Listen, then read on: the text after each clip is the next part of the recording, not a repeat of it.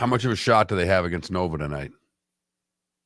A pretty good one. They're only a 6-point dog, which is far and away like the other 4-12 matchup. The 12's a 14-point dog. My understanding is Nova is really good, but they're more pattern offense, and they're not necessarily more athletic than FGCU. I mean, obviously they got the one great player. Right. Who scored 1,000 points this season, averaging 30 a game. But Villanova has a player averaging 30 a game. Yes. Yeah. Oh, my.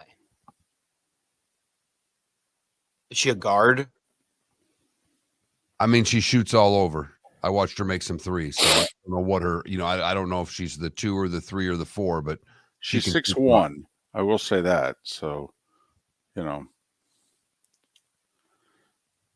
jacket, and I wear socks every day because it's 2 degrees in this studio. It's not bad from 6 to 8. By the way, Larinagua's in sometime this week. Awesome. Don't know when, but they committed last night during the game. They said if we win, he's in. Awesome. So, if in a 10-year span you make the Sweet 16 4 out of those 10 years, are you a basketball school? now 2013, the last 2 years, what was the other one? 2016. We lost to Villanova. Sweet 16. That was a pretty good Nova team. That was the championship Nova team. Yeah. First one, I thought. No, ambient heat. There's one AC unit. I mean, we are in Florida where it's warm, and it's fine. And at 8 o'clock, the AC kicks on at levels that it makes it very cold in here. And I'm a sissy.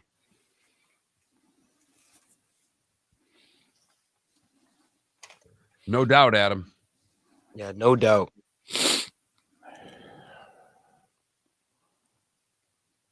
How about Larinaga down 8, 5 minutes ago, puts his best player on the bench because he's playing terribly.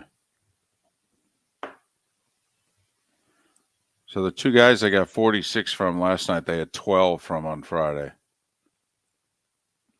Survive in advance. Whatever you got to do. Once you got through Friday. They put a whooping on Indiana in the second half last night. I loved the Canes last night because I thought, man, if you can win playing that badly, I figured they'd roll the balls out against Indiana. 15 seconds. Jalen Hood-Schifino from Indiana single-handedly kept them in that game. By the way. Yeah, he did. Here we go.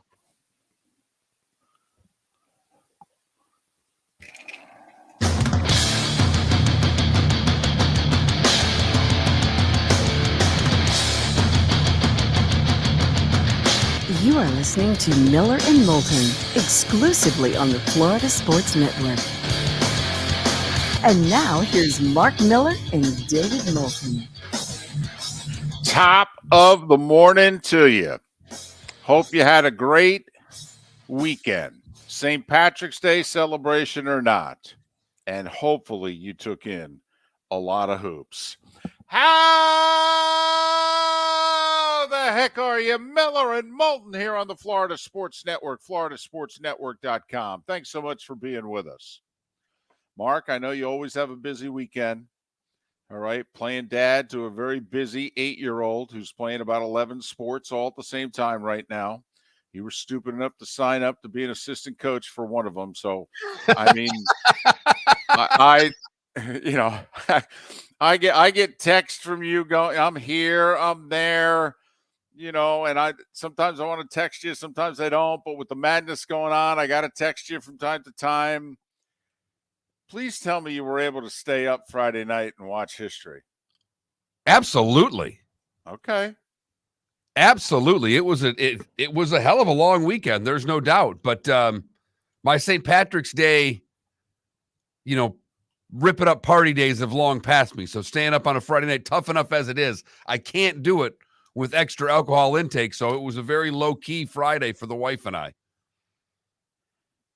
And then a 16 beat a 1.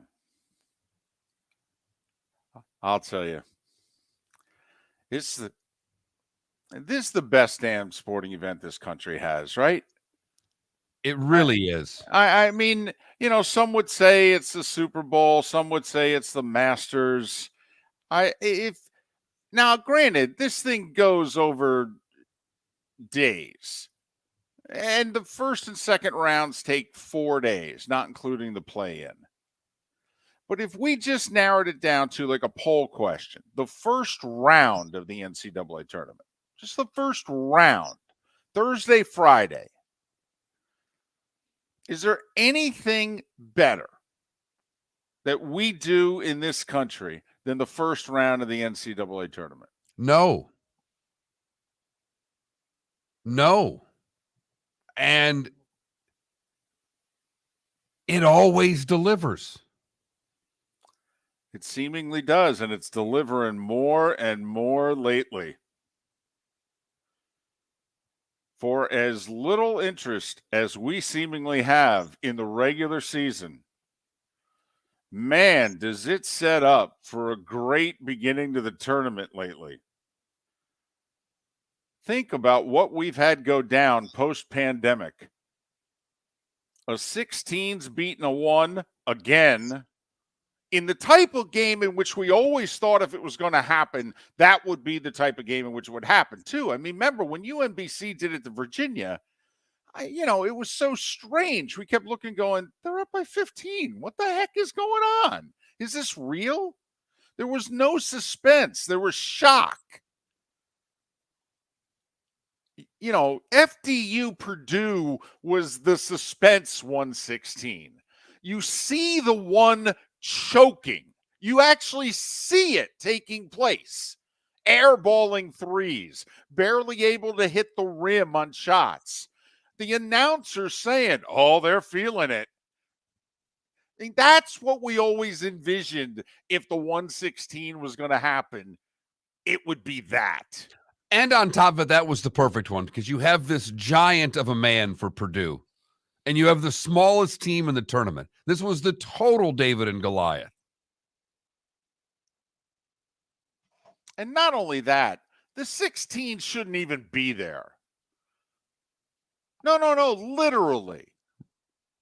Like they didn't win their conference tournament. What are they doing there? They got in on a technicality. What do you think Mary Mac's thinking watching this? Going, we beat these guys. They didn't even have a pep band. They had to borrow one. Dayton had to drive over to Columbus and sit in. The coach had to buy a hat in a gift shop. They don't even have a sports information director. They have a student who's like volunteering his time. He's got Good Morning America calling him, setting up interviews. He's like, I'll try to get to it here. I got to go get breakfast. He may have just set himself up with the best job out of anybody at FDU. I'll tell you. And he was looking sharp. Had that burgundy suit on. Jordan Sarnoff, the director of athletic media relations for FDU, is a junior. You can give yourself that title when there's nobody else. What, could you give us that title again? He's a junior in college. What's he put on his business card? Director of athletic media relations. Yeah, darn right he is. Jordan Right. Sarnoff. Does he put that? Is that on your off-campus housing? Do you put that on like the door on the outside? Do you think he's in the dorms or did he move off campus yet? I think he's off campus, and that's now a banner on the front of his house. Unbelievable. And I love the shot they used in the broadcast because he's sitting in between two much older gentlemen. Yes. He looks like a grade schooler in between both of them. Felipe, those guys' socks were older than him. Please. And he's not even wearing socks, probably, but No, he's Not wearing gross. shorts under. then third year in a row, we got a 15 going to the Sweet 16. We tried warning everybody all week. I know we sounded like idiots. Like, why are these guys harping on the damn 15s? Okay, it's not going to happen again. Mm-hmm. Well, as a matter of You fact, sure about that? just, in fact, my goodness, their game never seemed in doubt. Not even close. Their second round game was a walk in the park. SEC opponent, whatever. Pac-12 champions, please. And then there's only 2 schools from the state of Florida in the whole tournament, and both of them late on Friday night looked like they were going home. And now both of them are in the Sweet 16. You know, somebody a long time ago, Mark, said something about survive in advance. I don't know. That seems to be a good theory this time of year. We gave you another stat on the show last week that no team who was not ranked in the AP preseason top 25 who went into the tournament as a 1 or a 2 seed made it past, average was 2 games, and none had made it past the Final Four. The 2 teams this year were Purdue and Marquette. Bye-bye. What are you trying to say? We really did give out some good information last week. Now, I mean, I don't think either one of us followed it all that much. No, because I was dumb enough to have Marquette go to my Final Four. I told you why they weren't going to go, and I still penned them in. I only took down one team. I had Purdue going out reasonably early. Not as early as they went out, of course. Man, what a tournament.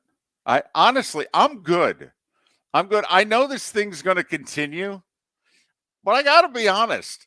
I'm okay. If it ended for me last night, I was good. I really was. I could read about this 2 weeks down the road. I'd be fine. So apparently 2 weeks from tonight, they play for the national title. Okay. I really could take the next 2 weeks off and show up 2 weeks from tonight and be like, so who's playing for this thing? There's still so much left. That's the most fun I've seemingly had in years watching this tournament. Man, it was awesome. Awesome. It delivers every time. Every single time. I mean, please tell me. Even on the other end, David, what did we know for sure? I mean, we've got through some things we were right. Tennessee, they're without one of their best players. Hell, they might not get past Louisiana, and they're surely not going to get past Duke. Mark, they got no shot against Duke. Duke's the hottest team in the country. Please. They armbarred Duke the entire game. And physically, they set a tone early in that game saying, you guys are going to be uncomfortable today. Just so you know. I know this sport says basketball. We're going to treat it a little like football. And if the officials let us, it's going to be very uncomfortable for you guys. This is going to be like an angry Coach K practice with Leitner. All right? I mean, that's the type of game we're going to play today. And I don't think you guys are prepared for that. You got this John Shire guy coaching you right now, okay? It's a little different. We are going to rough you up.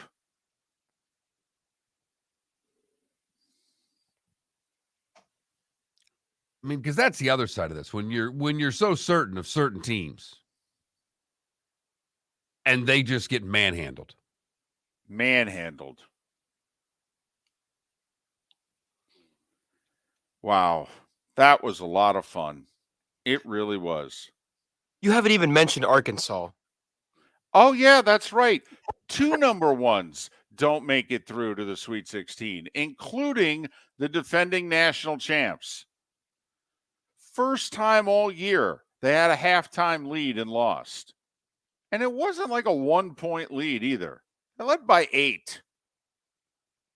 Arkansas down 12 in the second half. And for as pretty as this tournament can be, Mark, how much of this tournament came down to toughness?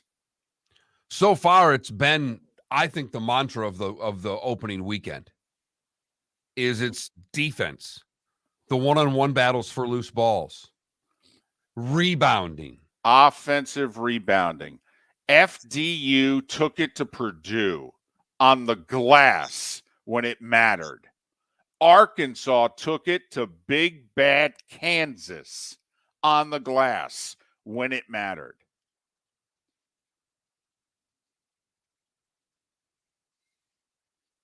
Princeton took it to Arizona on the glass, inside, down the stretch when it mattered. I love this tournament.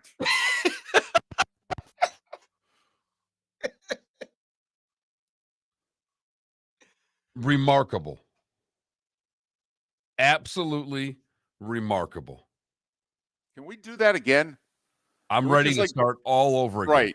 Can we just do a show, have dinner, sit down, and can we just do that again? Because we wouldn't get any of the same results if they all played all over again, and that's the best part of the whole damn thing. Miller and Moulton, great show lined up for you, the starting 5 and 25 minutes right here on the Florida Sports Network. Mark Miller for SWFL Golf Carts, or online, flgolfcarts.com. If you're looking for a golf cart, an e-bike, or an e-motorcycle, go visit Alex and the gang at SWFL Golf Carts, flgolfcarts.com online. Check out their whole inventory. If you're looking for a custom cart, they can take care of you. 2-seater, 4-seater, 6-seater, they've got you covered. E-bikes, nobody better for value and service. E-motorcycles, check them out. Again, flgolfcarts.com. flgolfcarts.com. David Moulton for Napa Auto Parts, and Napa Filters. Insist on Napa filters for your vehicles, or if you're a do-it-yourselfer, only buy Napa filters. Napa has a filter for almost anything on earth that moves, whether it's motorcycles, foreign and domestic cars, vans, SUVs, earth-moving equipment. You get the idea. Napa Auto Parts, Napa filters. Insist on them for your vehicles, or if you're do-it-yourselfer, only buy Napa filters. Yeah, hi. Excuse me. Hey, the line starts back here. Ma'am, if your party's not here, you're going to have to go around again. If you had the opportunity to avoid all this, wouldn't you? Salt Live is the official transportation provider of the Miller and Moulton Morning Show, making your trip to and from the airport seamless and stress-free. Salt Live is supported with the help of local partners like the Bayfront Inn. Gather your family and friends and enjoy a leisurely day on the water with a pontoon or deck boat. If you prefer to explore the waterways without a motor, the Bayfront has canoes, standboards, and kayaks. At the end of your journey, enjoy lunch or dinner at the Bamboo Tropical Bar and Grill. The Bayfront Inn, something for everyone on 5th Avenue in downtown Naples. BayfrontInNaples.com. When you need a ride, book with Salt Live Transportation, 308-8686, or book on saltlivetransportation.com.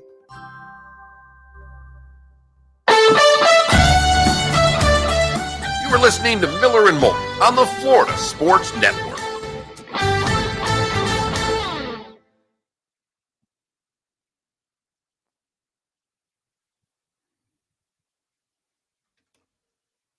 One goal. FGCU did look tough.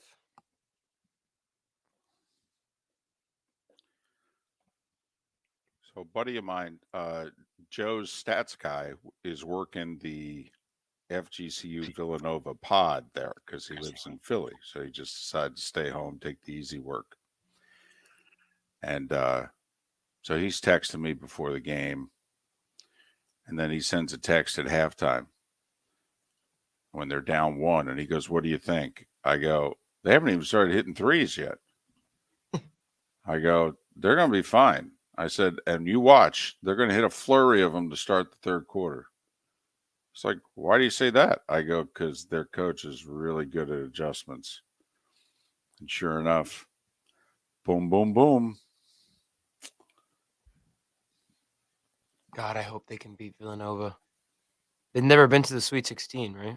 Correct. Damn. And they've never really been close either. I mean, in their second round game. Right. They've lost a couple of heartbreaking first round games in which they would have played like a 13 seed in the second round to go to the Sweet 16. They got serious Sports Center time. Yes. Serious Sports Center I time. look up at a restaurant and I'm like, hey. Because the other 12 won. Toledo won. Mm-hmm. So they did a segment on the two games, coming out of a B block. I mean, I was like, damn.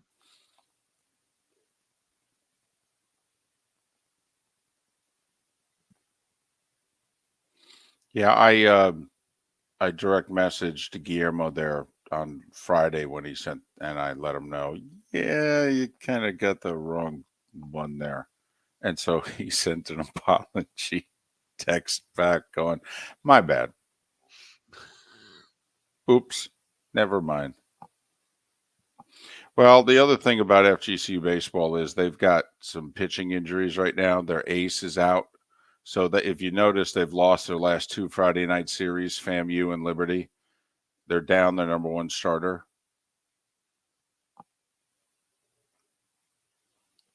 And they're also down a midweek guy. So that was a big series win.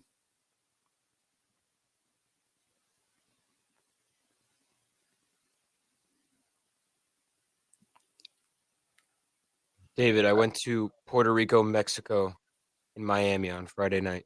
Really? That was awesome. Puerto Rico scored all 4 of their runs in the first inning and did not score for the rest of the game. 5-4, right? 5-4, yep. Mexico gradually came back throughout the game, took the lead in the 8th, held them off in the 9th. And both teams wore red. Oh my God, you guys would have been so mad.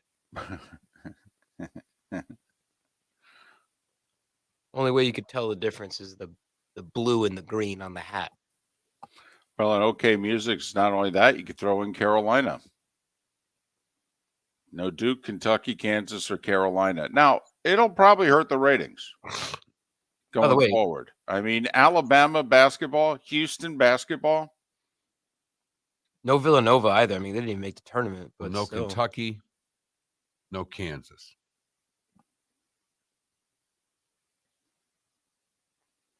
No North Carolina. I mean, believe me, CBS is rooting for Izzo and Michigan State. To come out of the East. Get out to a Final Four, Tommy. Got that right. What did I see? They could have had Duke, Kentucky, Michigan State, and I don't know who the other one was at MSG, and they end up with Tennessee, Florida Atlantic. FAU, K-State, and Michigan State. Yep.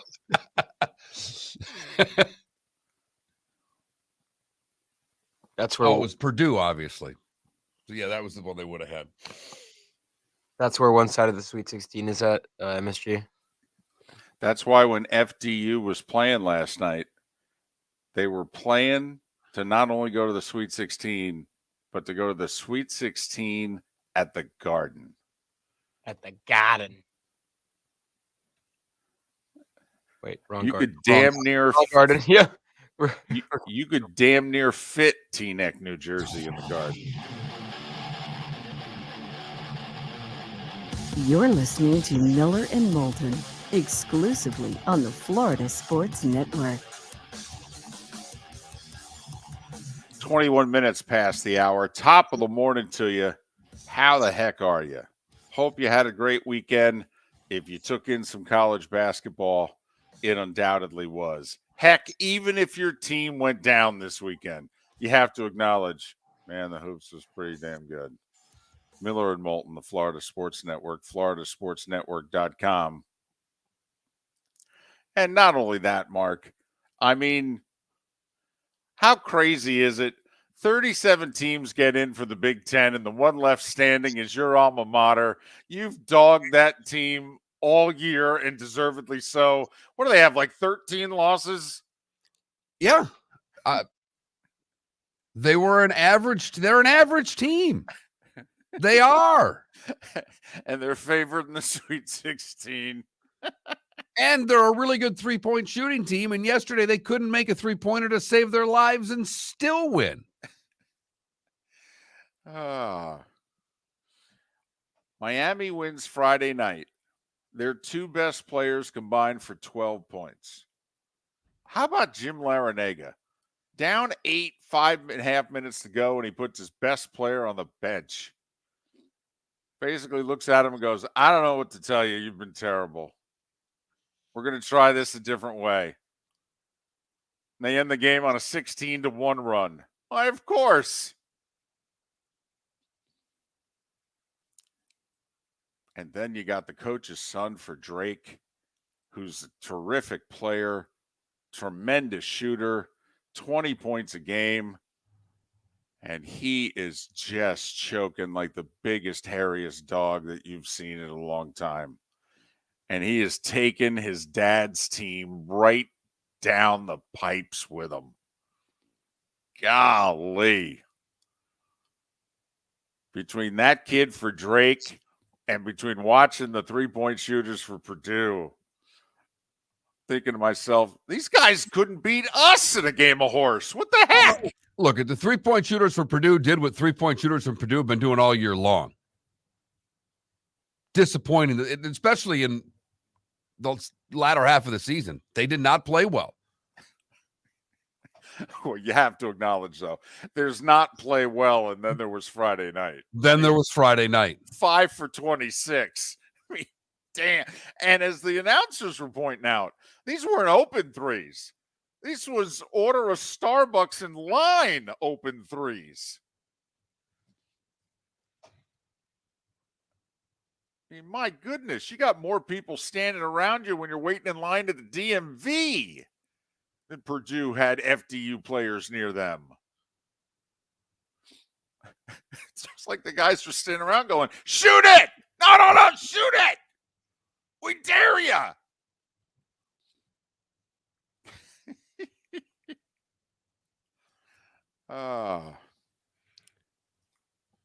Honestly, this is the most fun I've had watching college basketball. It feels like years. It really does. And I know we've seen 15s each of the last 2 years, and we saw, when was UMBC? Like 5 years ago? 4 years ago? 5 years ago. Okay. I mean, I know we've had freaky stuff that seems to be happening all the time right now, and we'll get into that. Josh Pastner is joining us in an hour and a half, and we'll figure, is it the bottom rising up? Is it the top coming down? Whatever. I mean, nothing happened this weekend that we have not seen before. No, we just had an awful lot of it. It just felt amazing. I feel like we need this tournament every year. I really do. As if it winning in hopes, Pat's line about the NFL. But it's just the hope part of it. We go into the tournament hoping that we get to see the unexpected. And every year we're given the unexpected. And this year we were given it over and over and over again. Don't you think the morons involved with college athletics could sit down and figure out the genius to this? Why is this better than all the other sports?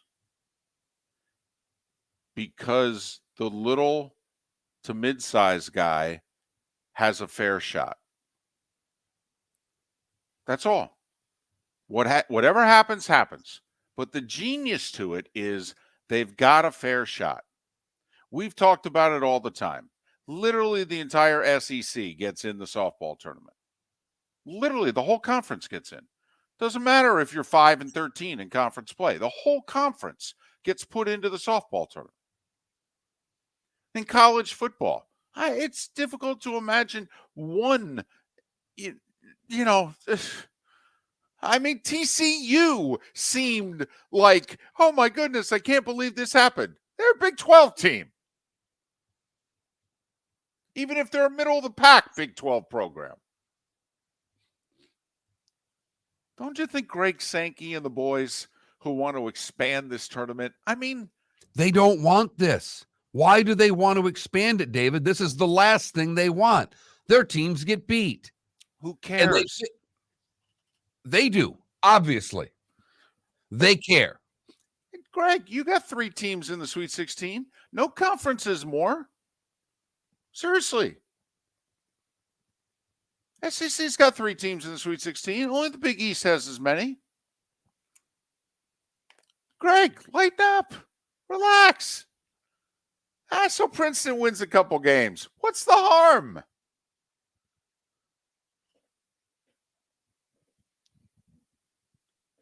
Well, there is no harm to us, but and they believe the more teams they get in, the more chances they have of Princeton not getting to this weekend. And they miss the big picture, David. That's really what it boils down to. There's only one ACC team in the Sweet 16. This tournament has no Kansas, no Kentucky, no Duke, no North Carolina in the Sweet 16. And this tournament is awesome.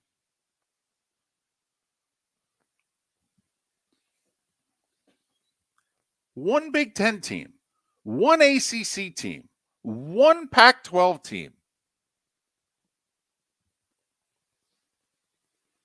Well, percentage-wise for the Pac-12, that's pretty good. They didn't get that many. No, they only got 4. Okay. And, of course, the ACC team is Miami. I mean, of course. I mean, when you think ACC basketball, you think the Canes. 4th Sweet 16 in the last 10 tournaments. Thank you very much. Basketball school. Tell you what. Say that about any other program. Larinaga was a finalist for the Hall of Fame this past year. Mm-hmm. I don't know. He's actually padding the resume. Basketball school.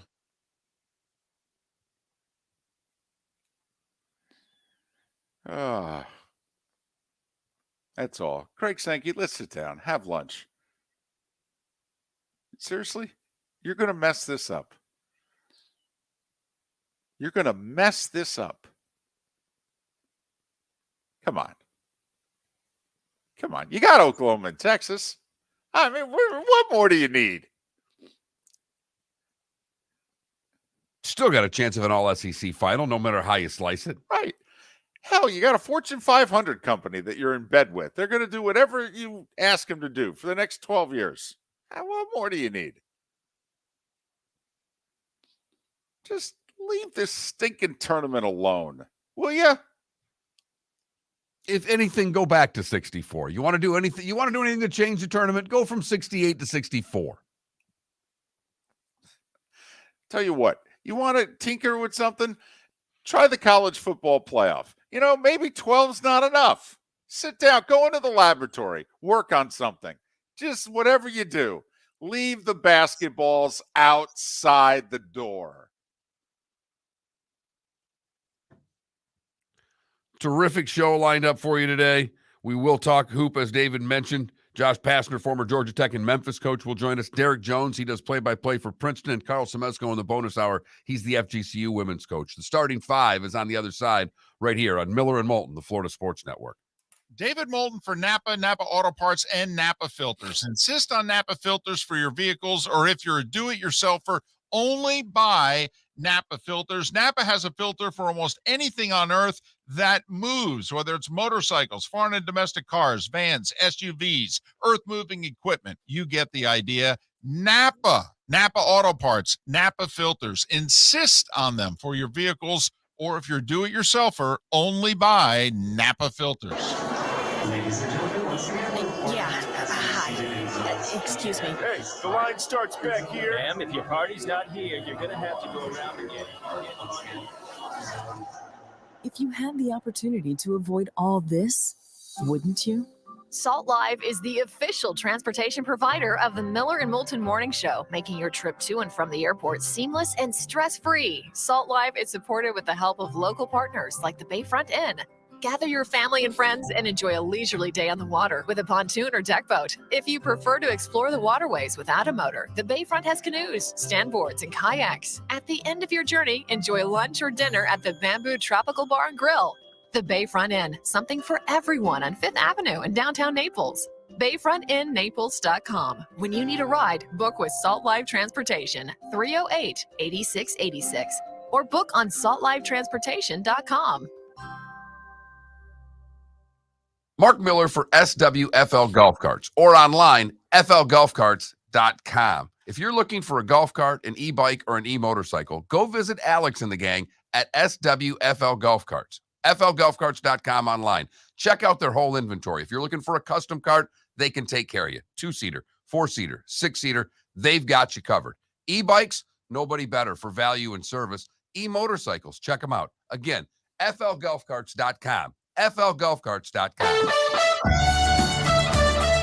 You were listening to Miller and Moulton on the Florida Sports Network.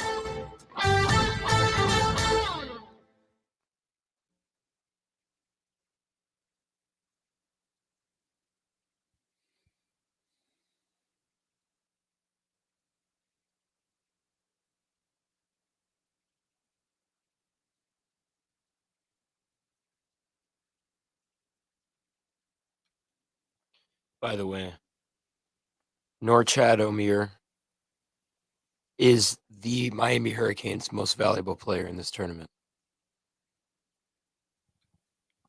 I mean, he had 17 boards last night.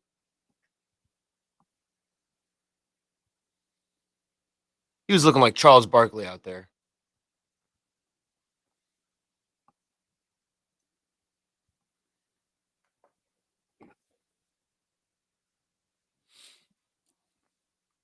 Tell you what, Houston did not want to see Miami win. No. We called this sucker 3 weeks ago.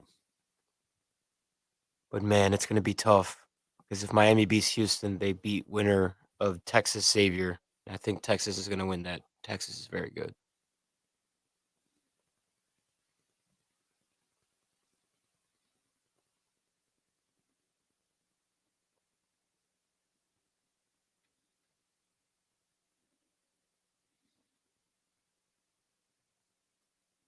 I mean, I'm still on this, but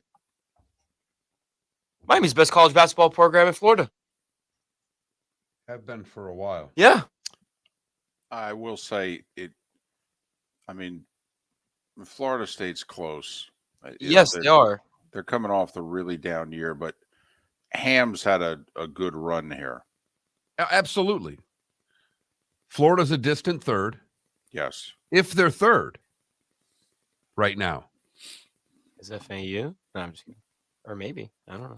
No, I think you would have to do it wrong, but UCF has been there. I mean, at their third. They only had a one tournament run. Right. They're third, but they're trending downward. Oh, UCF? No, I've never played in. Florida's third. Right, but they're trending down is all I'm saying. Yes. Oh, sure. That's all I'm saying. No, I think Pat Kennedy, what he said on our show was right. Which he said he's concerned for Florida hoops right now.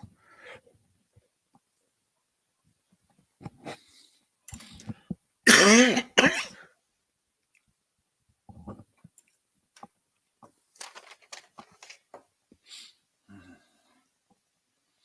lot went on in sports this weekend. Yes, DC, actually, they are saying they want to expand the tournament publicly. Oh, yeah, we're not making this up. Yeah, they want to go to like 88, 92, something crazy. Yeah. No, I don't get that. 64 is perfect. They want more teams to make it. Okay, cool. I guess 64 wasn't enough. I don't think they can go beyond 72. I really don't. They've probably stretched it as far as it can go. Now, DC, the college hockey I caught was late Friday night, North Dakota and St. Cloud State in overtime. And, of course, North Dakota lost because once it goes to overtime, North Dakota loses.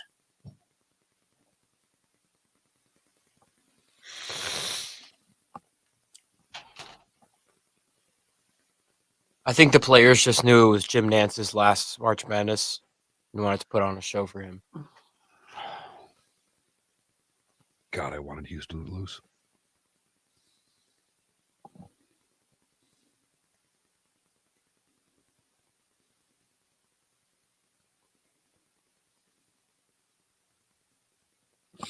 Man, Arkansas just kept coming. Kansas guy hits a three with 3.5 to go, to put him up 3, and you're thinking, no, You did see that, Johnny. Not my gated community, but my golf course's gated community, because I don't live at the course. But yes, they are hot and bothered over that. Trust me.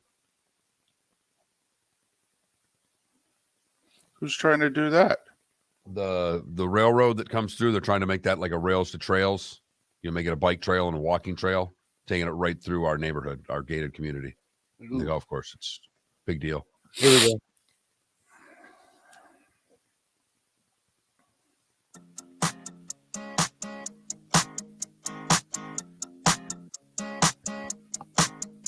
You're listening to Miller and Moulton, exclusively on the Florida Sports Network.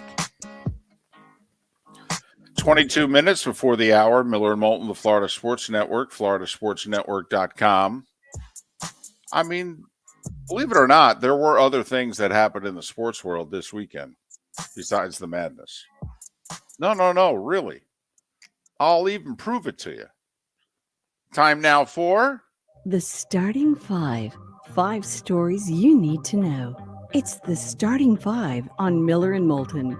Here's number 1. But I'm not going to prove it to you right away.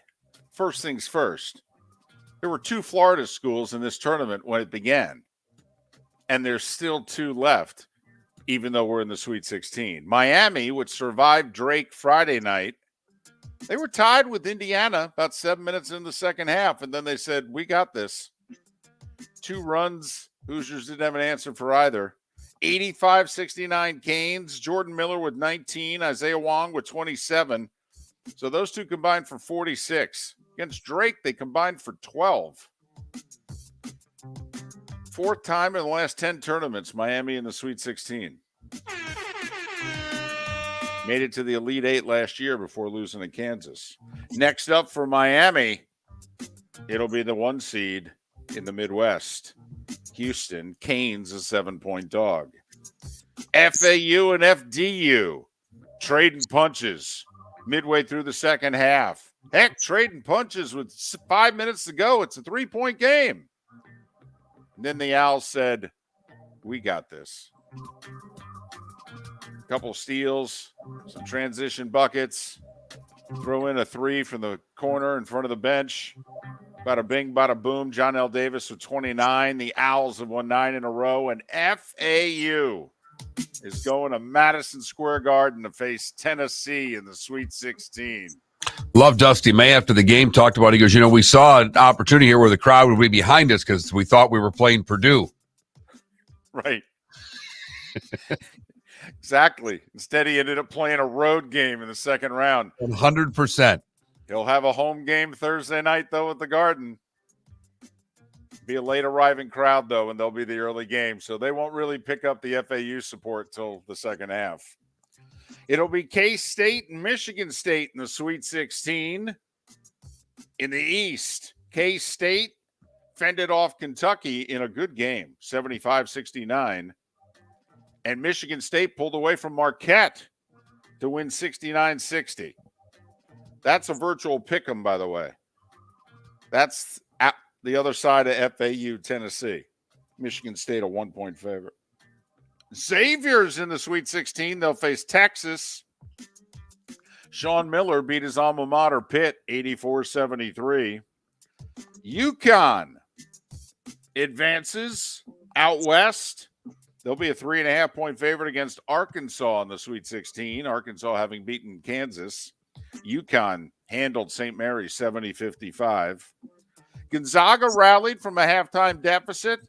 Timmy with 28. Oh, yeah. If you had Gonzaga and you were laying 4.5, you had a 6-point lead with 0.7 of a second to go. TCU rolled the ball about 60 feet. And then the TCU player picked it up and hoisted a 40-footer and swished it at the buzzer to lose by just 3. One of the 3 worst beats of the tournament. I could argue it was the worst. It was pretty bad. It was pretty bad. Remember Charleston, the 2 free throws with under a second to go? 2 free throws, but the guy, they had 4 guys fouled him. The referee did everything he could do to not call a foul in that situation. And finally, after they started punching the guy, the referee said, I guess I'll have to call this.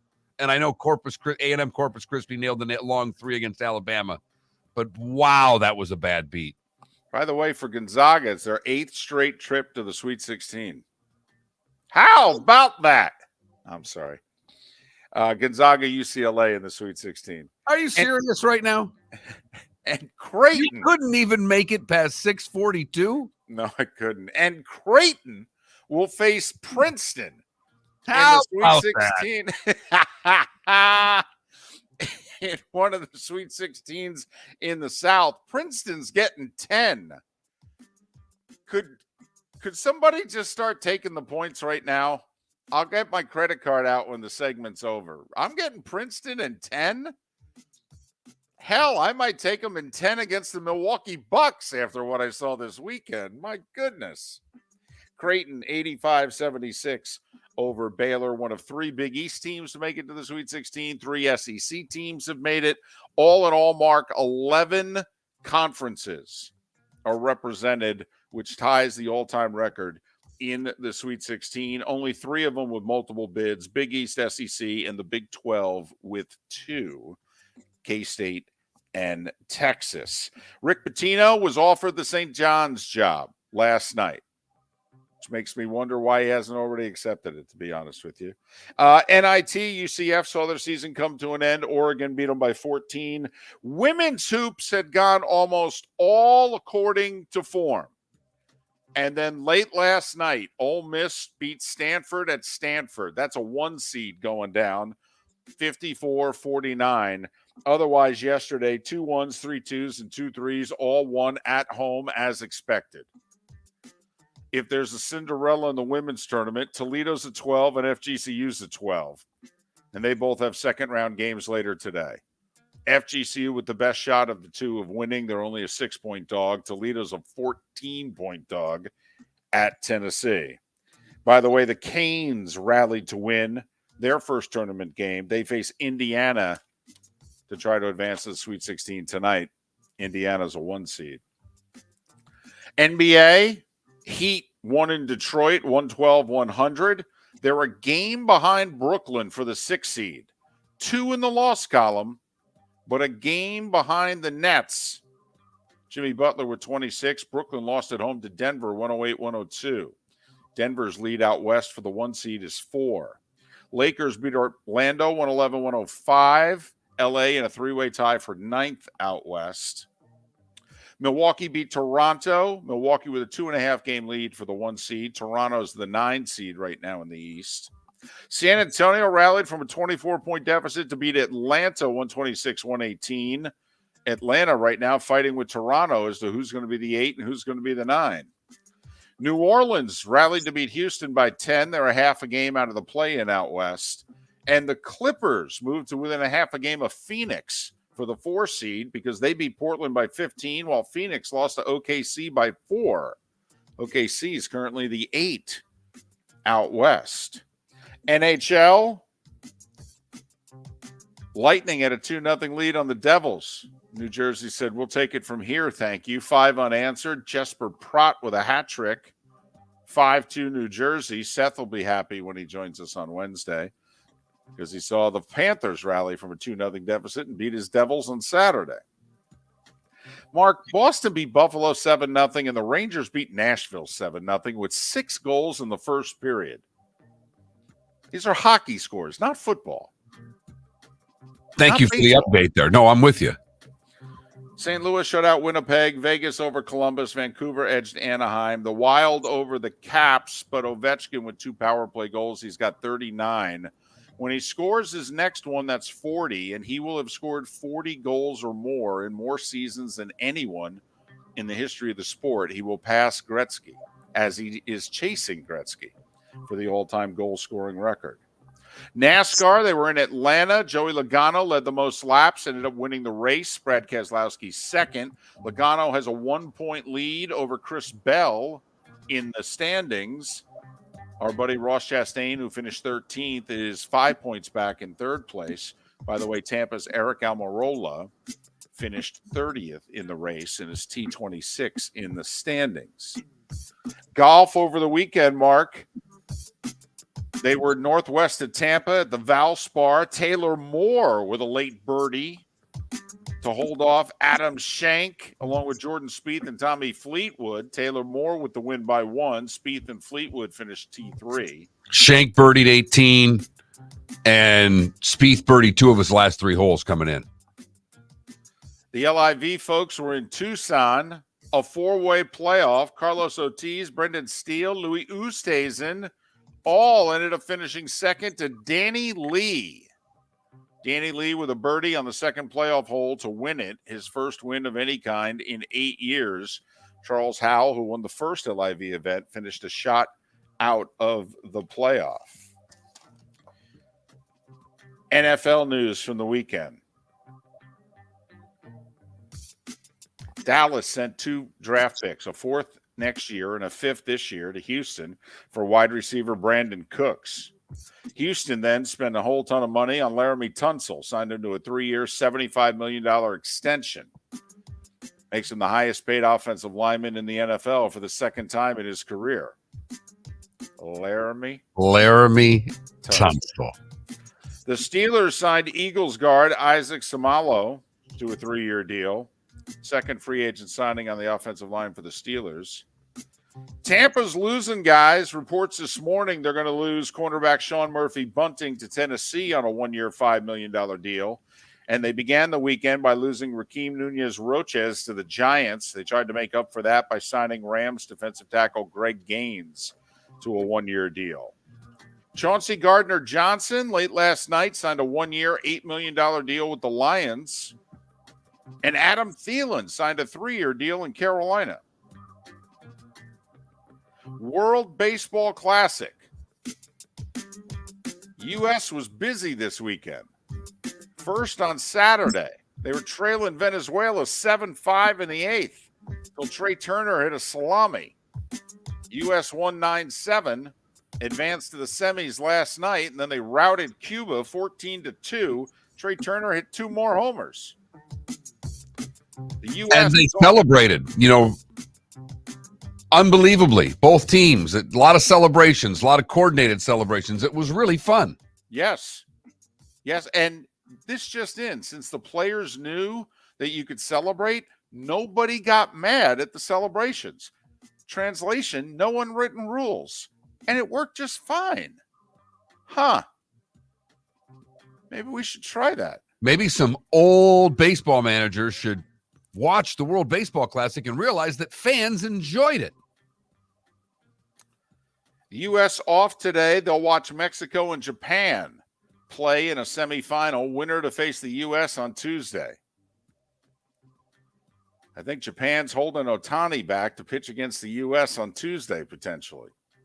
What matchup do you want to see more? Japan. But USA, Mexico. Yeah, it's not a rivalry to me. I know it's a soccer rivalry. I get it. It's not a rivalry to me. This is baseball. I want to see the best player that there is play against the U.S. team. Right. Also, for what it's worth, Felipe, the U.S. and Mexico played in the WBC final in 2017 and the U.S. won. So, we've already seen this before on this stage, but we haven't seen Ohtani single-handedly trying to take down, the 800-pound gorilla here in the U.S. That's fair. I will say when Trey Turner's hitting 9th, your lineup's pretty good. $300 million man right there. When Pete Alonso's hitting 8th and Trey Turner's hitting 9th, your lineup's pretty good. I was watching a few innings of the WBC Saturday night, and I'm like, this lineup is deep. I mean, like the 96 Yankees are looking at this lineup going, wow, it keeps going. It's really good. They got a batting champion on the bench who can't even get at bats in McNeil from the Mets. I mean, literally, he can't get into the game. He's the batting champion. Can't get on the field. More injury news from the WBC, however, Mark. Jose Altuve, Saturday night, got hit by a Daniel Bard fastball, broke his right thumb. He's going to miss 8 to 10 weeks. Basically, you're not going to see Altuve to June 1st, and the Mets aren't going to see their closer all year. The 2 major injuries that so far have come from the World Baseball Classic. Would these injuries have happened if they played it in July or if they played it in November? Who knows? But since it's happened in March, guys are going to miss some serious time. And at 8 minutes before the hour, gentlemen, that was the starting five every weekday morning at this time on Miller and Moulton.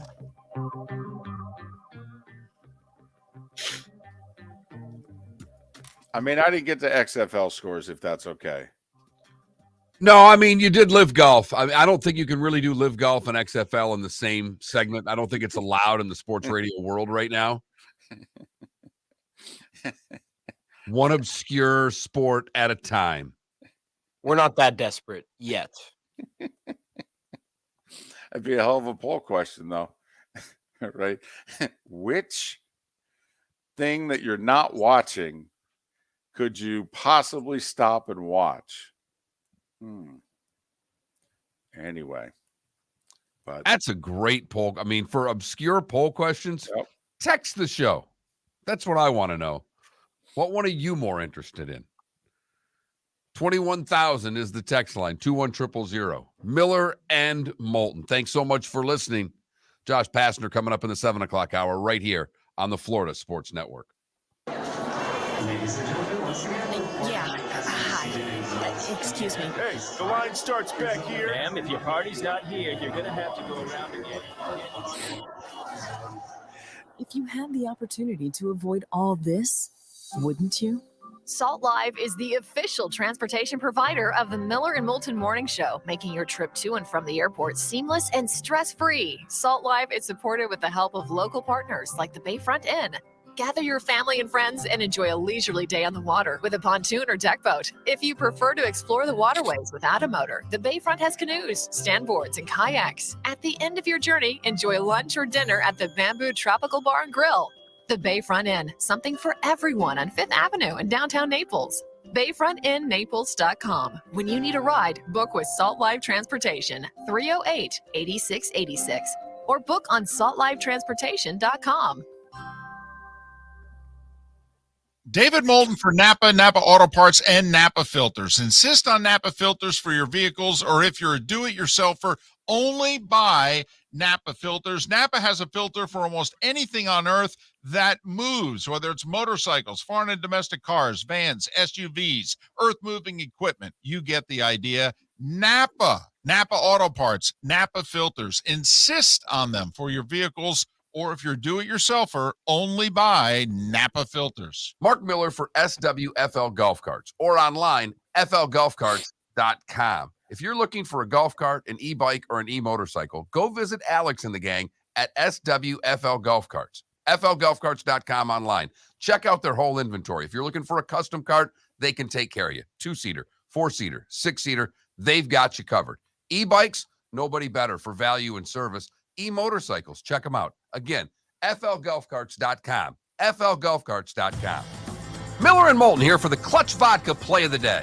Mark, remember Nick Charles, Fred Hickman, the CNN Play of the Day? Yeah, CNN did a nightly sports show. That was a while ago. Yes, it was. Just work with me. Everyone liked the pod, the Play of the Day. So how about we have the Clutch Vodka Play of the Day?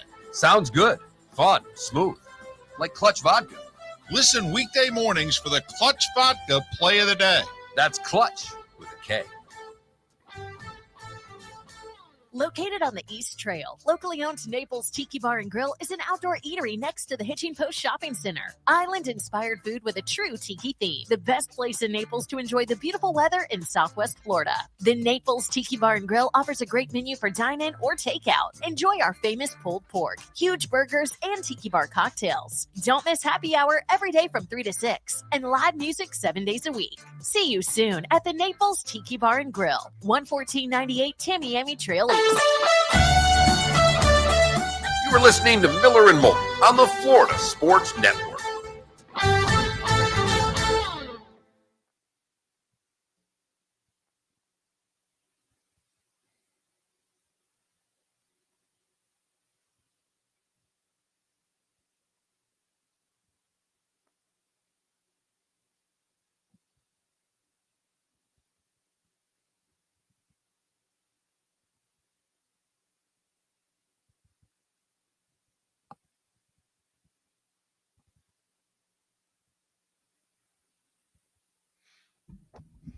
Port Royal home sold for $46.8 million, David.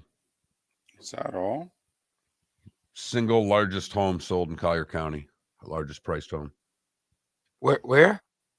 in Port Royal, Point Royal. Naples. Damn, $46 million. Almost 47.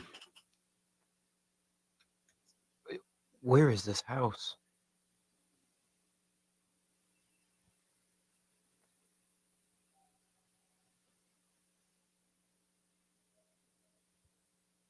Yeah, I'm assuming it's a beach house. It's going to be on the water, I'm sure.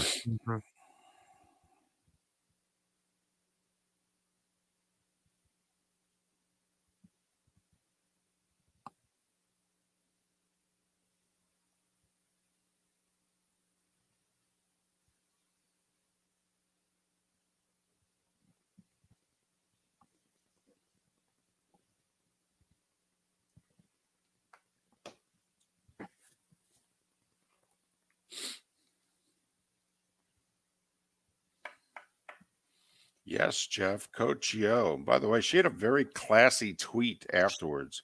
She thanked all the coaches that basically she had to like go through to make her the coach that she now is today. So she mentioned Jose Fernandez, Lynn Bria, and Karl Smesko, 2 from the Ace Sun. I thought it was a very classy tweet.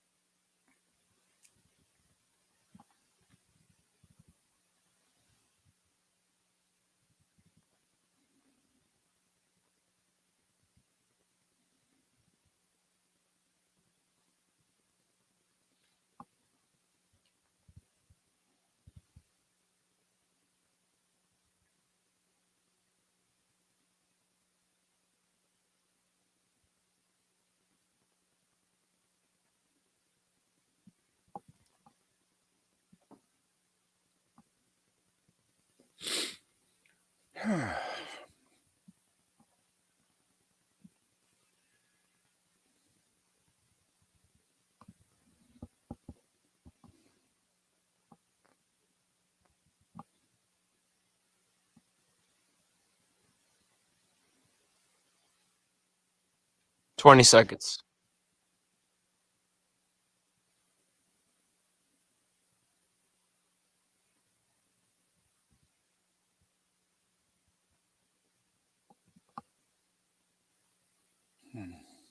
Here we go.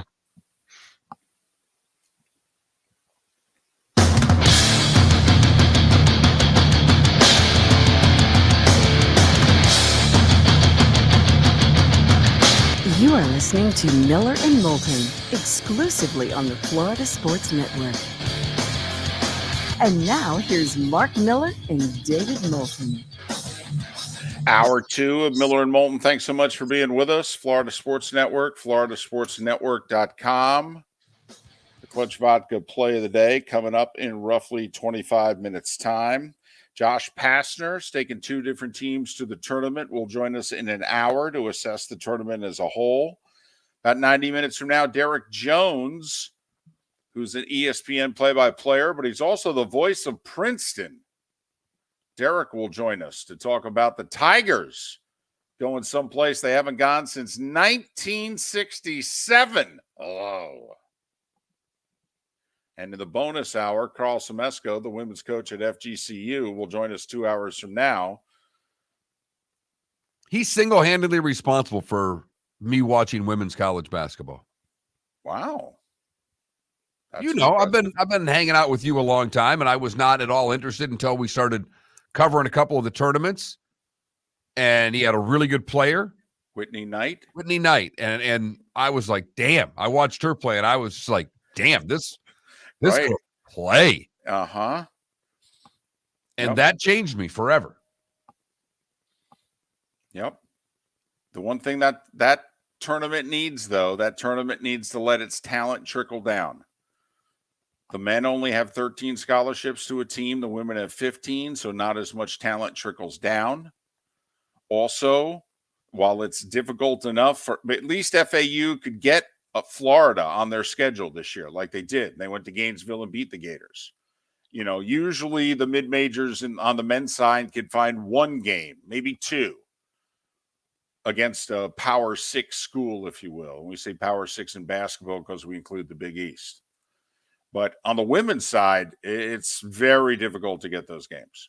Very difficult to get them. And so there really is no middle class in women's college basketball. Forget the 15 and 16 seeds. I mean, it's just tough to get 11s and 12s who end up amounting to much.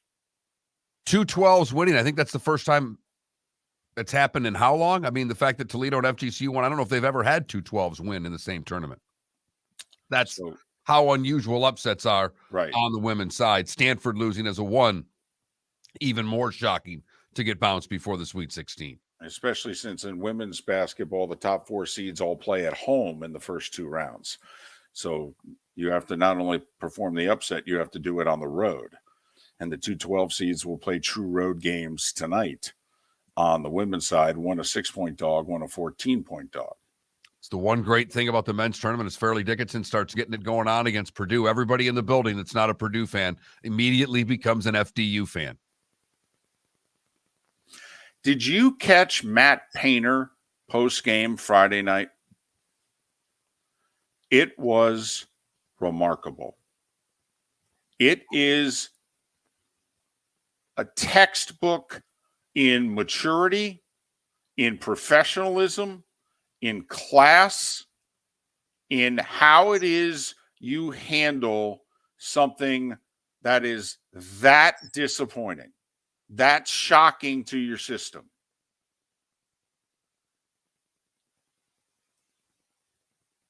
And Mark, quite frankly, when Matt Painter was done, no one else has an excuse ever. I mean, seriously, what is the loss, individual or team, that someone is going to suffer, which is more shocking, more disappointing, more, quite frankly, embarrassing than a 1 losing to a 16? When a 16, after winning their 16 versus 16 game, flat out called you out. The more I watch you play, the more I think we can beat you. Purdue had 0 excuses. Matt Painter put on a professional maturity clinic Friday night after the game. Complimentary of FDU, but not fawning all over himself. Said this is very difficult to take. It is. We like to think we do things the right way here. And the only thing that you can do is play your guts out during the regular season and put yourself in the best seeded position to have success in the tournament. And we've now done that 5 years in a row. And this is heartbreaking. And everybody there knew they had lost to a 15 seed in the Sweet 16 the year before. Everybody there knew they lost to a 13 seed in the first round 2 years earlier. And I believe they lost to the 13 seed playing in Indianapolis. And they're Purdue. So their last 3 tournament losses are to a 13, a 15, and a 16.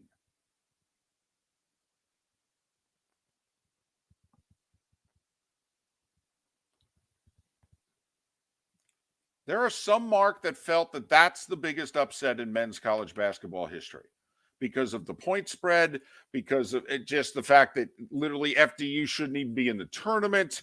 Okay, because they were the smallest team in the tournament against a team with a 7'4" giant who's probably going to win National Player of the Year. Painter could win National Coach of the Year, for goodness sakes. I mean, there are some that were saying, okay, yeah, I know it's a second 16 beating one, but I could make the case this is actually the biggest upset in the history of our sport. Now, I think Chaminade against Virginia was bigger, but in the tournament, you could argue, could certainly argue it's the biggest one. I mean, you argue on either that or one other game, right? But I'm telling you, no coach has any excuse going forward. None. I don't want to hear it. Your coach does not have an excuse. Watch Matt Painter post-game Friday night. And by the way, if anybody watches Matt Painter post-game Friday night and thinks Purdue should fire Matt Painter, you need to stop watching college sports. That man could represent my university for the rest of his life. We lost a game. It sucks. Deal with it.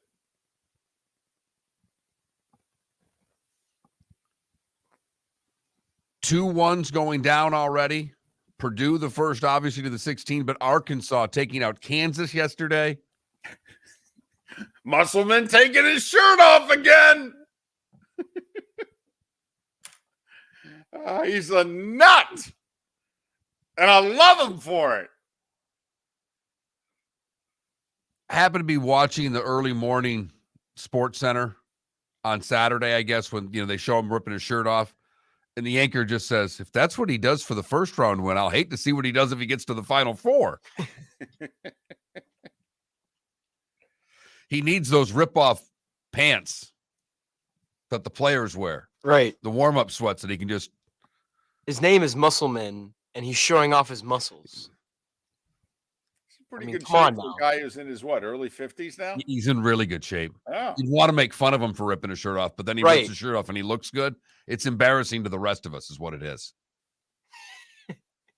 It's only acceptable if you have something. You're, way, or you're super fat. If you're letting it all hang out. I was going to say the only men's coach I've seen like in the last 10 years with his shirt off was it Bruce Pearl? Yes. He did that early in his Auburn days. He did it early in his Tennessee days. But Big Suey.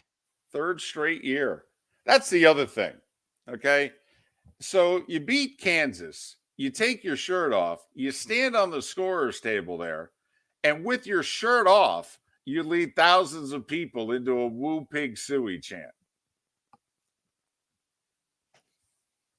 College basketball. How inebriated do you have to be, by the way, to do a Woo Pig Suey chant? I know it's the thing in Arkansas. No, Believe me, outside of the state of Arkansas, Razorbacks, and you could stop them in an airport and go, "Hey!" And literally, they would before boarding the plane turn around and go, "Woo Pig Suey." I've been on airplanes where the plane has broken out into a Woo Pig Suey chant.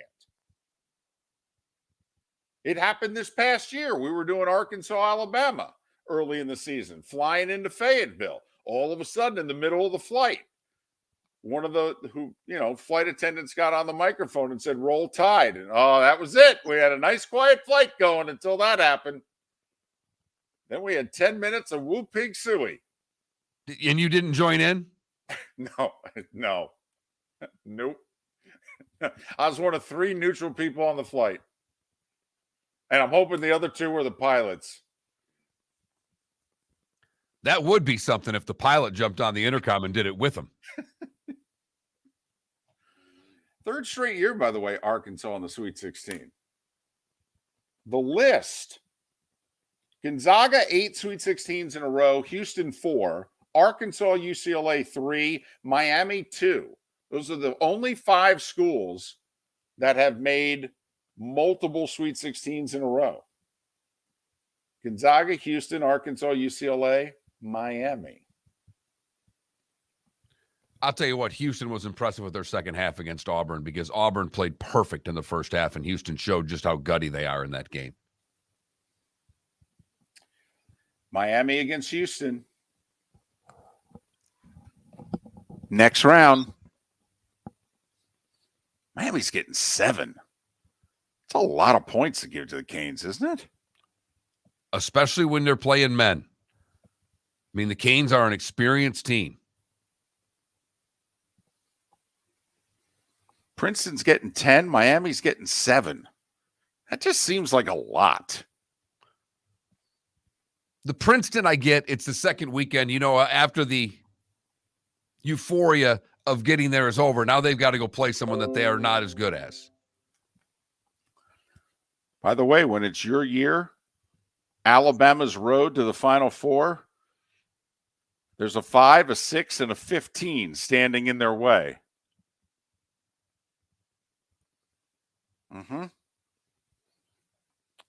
Yep.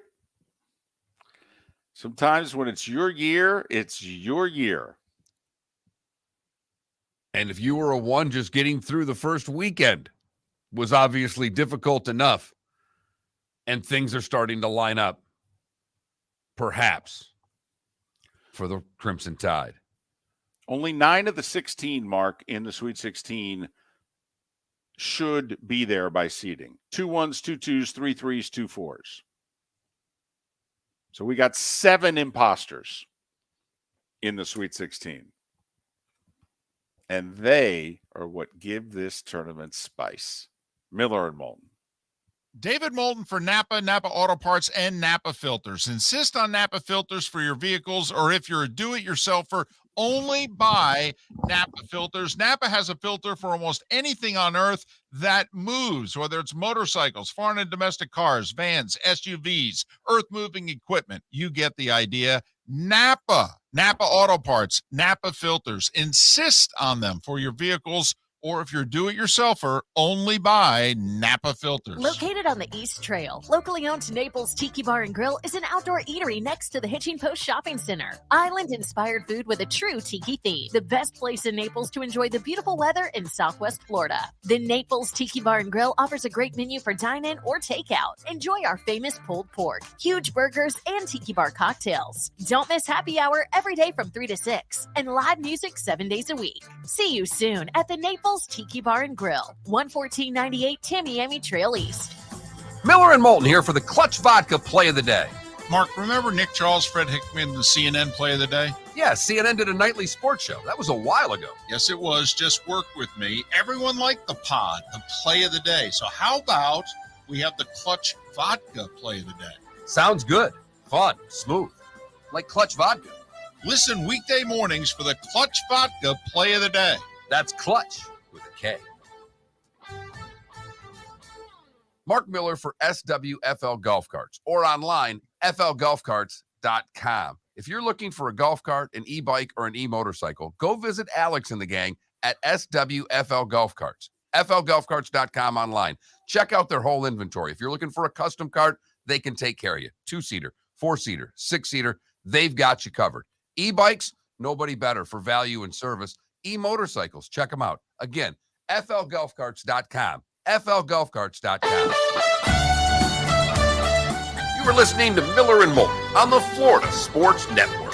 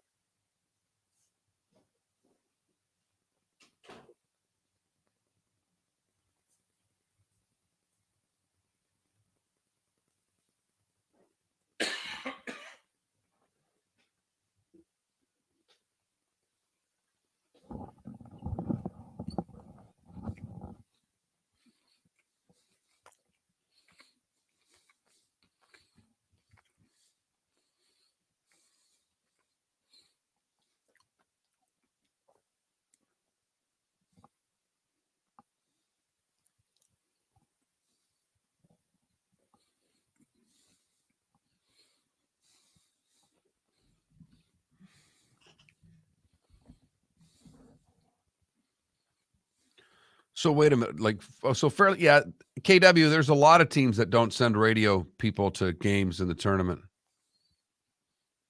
when they're 15 and 16 seeds, unless, of course, the radio guys pay for themselves to get there.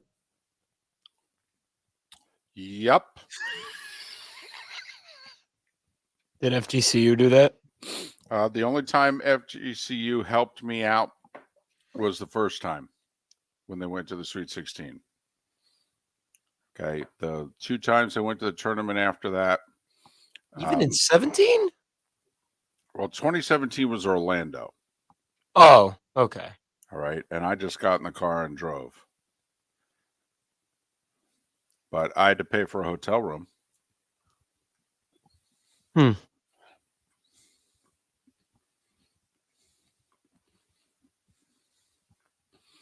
the year before in 2016, Mark and I were still together. We did the show together on a Monday. This is a true story, Felipe. So we do this afternoon show together on a Monday. I go to the airport. I fly to Atlanta. I get in a rental car and I drive all night. I drive from like 10 o'clock till 6, 7 in the morning. I get to Dayton at 7 in the morning. I sleep till like 11. I go to the arena.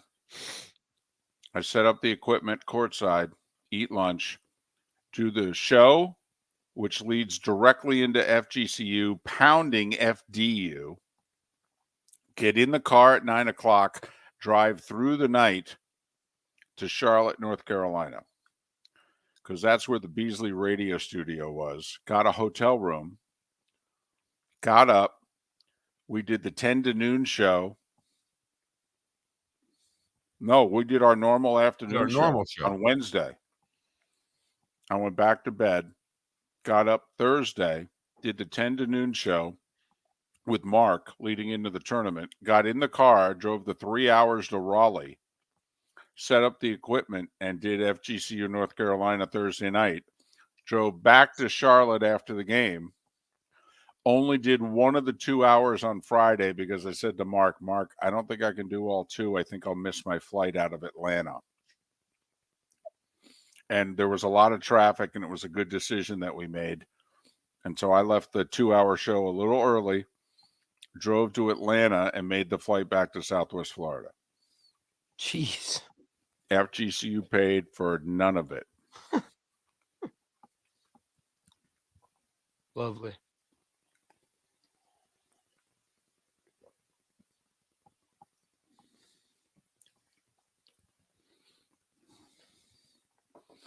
But I remember driving through Parkersburg, West Virginia at like 3 in the morning, exhausted, going, hey, FGCU recruited 3 kids from here.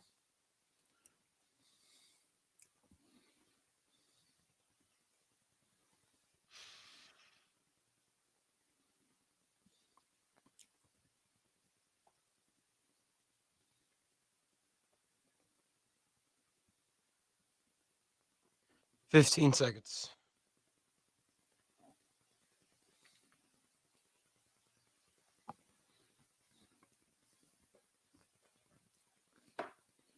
Here we go.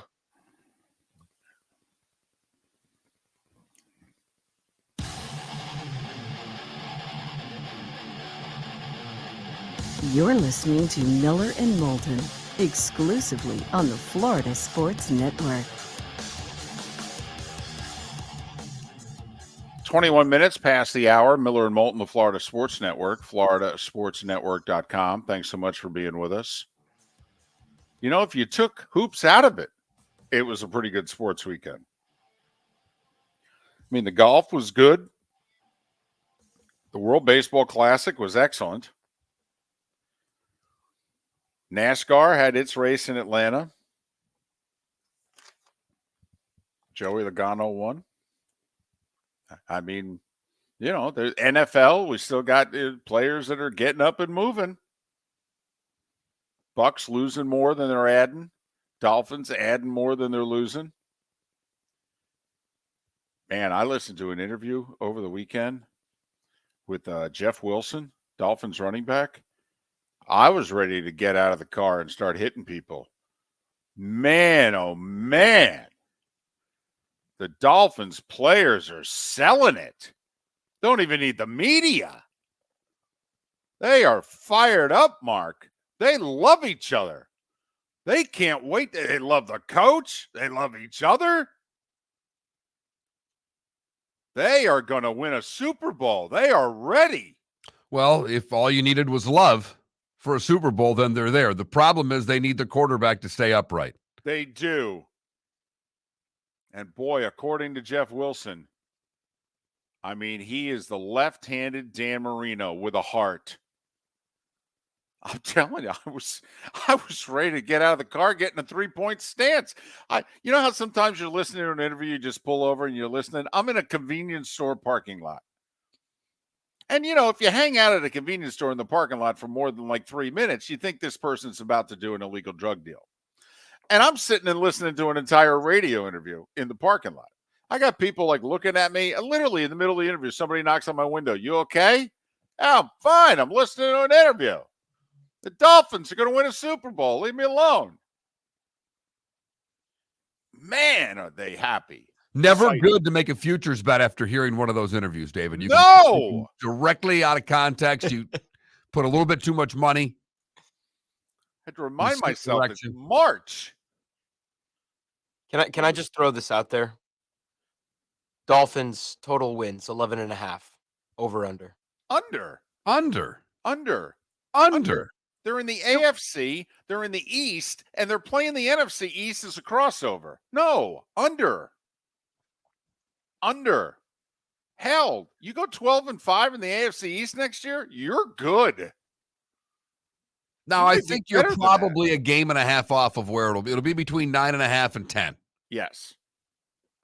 But Felipe, when I was done listening to the Jeff Wilson interview, 11.5. Might have that covered by Thanksgiving. Are you kidding me? Because they are capable of winning 12 games. Oh, stop it. Yes, they are. Stop it. But man, Mark, I was fired up. Felipe, did you go home for the weekend? I did. I was home Friday, Saturday. There it is. Oh, here Every we go. time he goes back to Miami, he comes back. The Canes are winning a national title in every sport, not just basketball. Right. I did not have a single conversation about the Dolphins because I was watching World Baseball Classic Baseball. Oh, here we go. Mexico, Feeling it. Puerto Rico. Friday night, I was there. Oh, well, hold on. Did you enjoy the food? Yeah. I'm just saying. That's your first question. Did you enjoy the food? Did I enjoy the food? Yeah.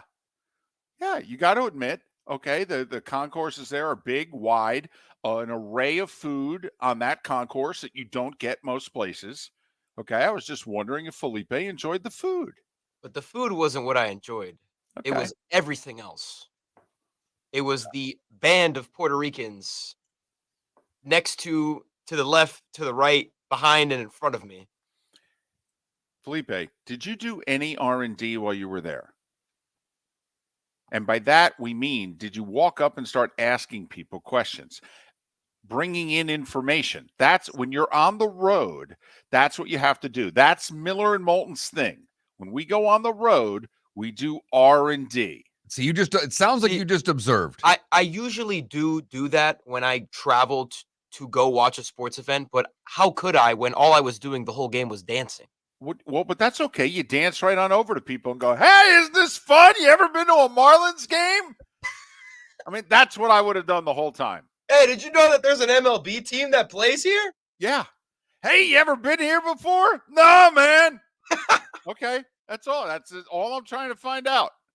It's a one-question survey. No, there weren't a lot of Marlins fans. No kidding. Because there aren't. Right. Many Marlins fans. A lot of Marlins fans. But by the way, if you're going to in 4 years, because we'll move on to the next World Baseball Classic at this point. But if you're going to go to one of these games, make sure that it's a Hispanic versus Hispanic matchup, please. Because no offense to us, the United States, our fans are lame. In comparison to the Latin fans, I'll say that. I will say, though, Felipe, I was just watching last night on television briefly. It was USA against Cuba. Cuba scored 2 in the top of the first. You know, place is excited.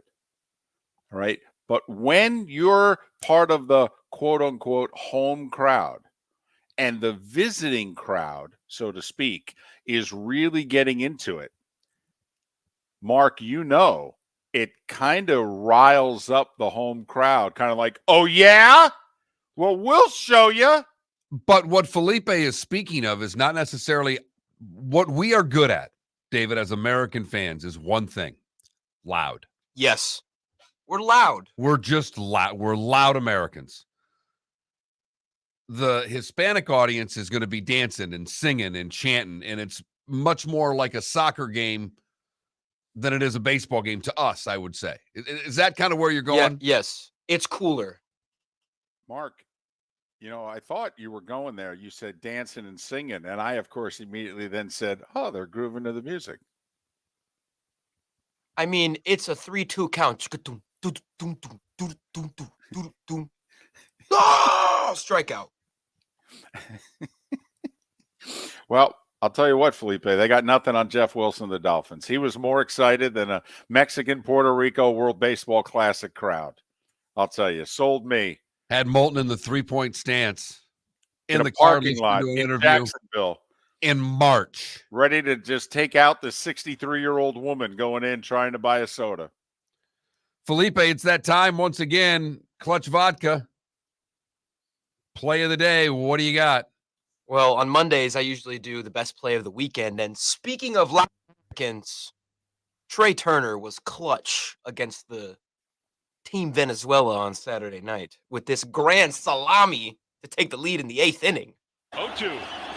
Turner to left field and deep. Peralta back. It is gone!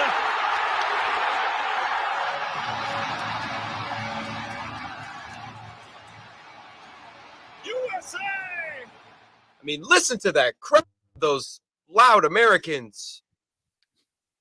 Mocking play of the day by Felipe. There it is, our Clutch Vodka play of the day, brought to you by Clutch Vodka. That's Clutch with a K. Check them out at clutchspirits.com and look for Clutch Vodka anywhere that you buy your spirits. U.S. was losing 7-5 in the 8th. Trey Turner hitting in the 9-hole. By the way, Kenny Albert doing baseball. Oof. Yeah, the Fox should not do that again. First off, he called it a grand slam home run, which is like the thing you don't do when calling baseball. Because, Mark, what is a grand slam? It's a home run. With the bases loaded. Correct. Therefore, it is not a grand slam home run. Notice I didn't use his call. Yes. Thank you. Yes, you're very welcome. Thankfully, they brought Joe Davis in last night to work with Smoltz, a baseball guy. So, Japan-Mexico tonight in a semifinal. Winner plays the U.S. Tuesday night if you're so interested. If you need to occupy yourself between now and Thursday when the tournament starts again. Look, plenty of sports to do it with. Lots going on as we get towards the playoff. We got basketball. We got hockey. You got World Baseball Classic. It's a little bit of everything for everybody right now. Miller and Moulton. Great 8 o'clock hour coming up. And Karl Smesko in our bonus hour to talk some FGCU women's basketball right here on the Florida Sports Network. Miller and Moulton here for the Clutch Vodka play of the day. Mark, remember Nick Charles, Fred Hickman, the CNN play of the day? Yeah, CNN did a nightly sports show. That was a while ago. Yes, it was. Just work with me. Everyone liked the pod, the play of the day. So how about we have the Clutch Vodka play of the day? Sounds good. Fun. Smooth. Like Clutch Vodka. Listen weekday mornings for the Clutch Vodka play of the day. That's Clutch with a K. David Moulton for Napa, Napa Auto Parts, and Napa Filters. Insist on Napa filters for your vehicles, or if you're a do-it-yourselfer, only buy Napa filters. Napa has a filter for almost anything on earth that moves, whether it's motorcycles, foreign and domestic cars, vans, SUVs, earth-moving equipment. You get the idea. Napa Auto Parts, Napa filters. Insist on them for your vehicles, or if you're do-it-yourselfer, only buy Napa filters. Located on the East Trail, locally owned Naples Tiki Bar and Grill is an outdoor eatery next to the Hitching Post Shopping Center. Island-inspired food with a true tiki theme. The best place in Naples to enjoy the beautiful weather in Southwest Florida. The Naples Tiki Bar and Grill offers a great menu for dine-in or takeout. Enjoy our famous pulled pork, huge burgers, and tiki bar cocktails. Don't miss happy hour every day from 3 to 6, and live music 7 days a week. See you soon at the Naples Naples Tiki Bar and Grill, 11498 Tamiami Trail East. Mark Miller for SWFL Golf Carts or online, flgolfcarts.com. If you're looking for a golf cart, an e-bike, or an e-motorcycle, go visit Alex and the gang at SWFL Golf Carts. flgolfcarts.com online. Check out their whole inventory. If you're looking for a custom cart, they can take care of you. 2-seater, 4-seater, 6-seater, they've got you covered. E-bikes, nobody better for value and service. E-motorcycles, check them out. Again, flgolfcarts.com. flgolfcarts.com. You were listening to Miller and Moulton on the Florida Sports Network.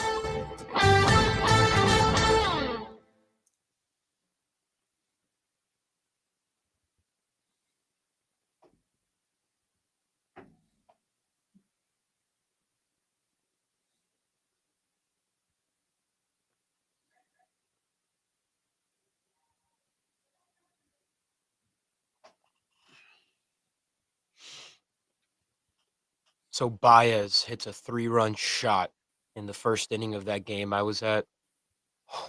Oh, man, that place exploded. And then the very next at bat, Vasquez goes yard. Or no, Rosario goes yard. My God. I mean, the building was shaking, and it was the top of the first inning.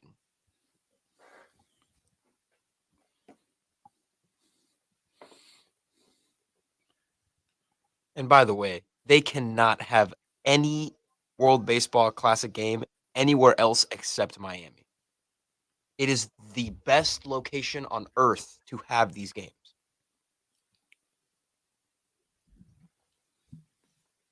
Well, for the one draw, I mean, for all the, for Cuba, the Dominican, Mexico, Venezuela, of course. But, I mean, I could argue that, hell, you could have the other side of the draw. I mean, you could put that in Seattle. You could put it in Phoenix. You could put it anywhere.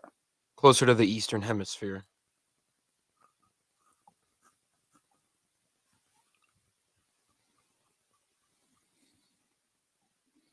Did you see that LA meteorologist faint on the air? Yeah. Oh, no. Oh, yeah. Oh, I got to see this. Yep. She's trying to hold herself up. She's not feeling well. She knows something's going on. So she's leaning against the set, and then she just faints.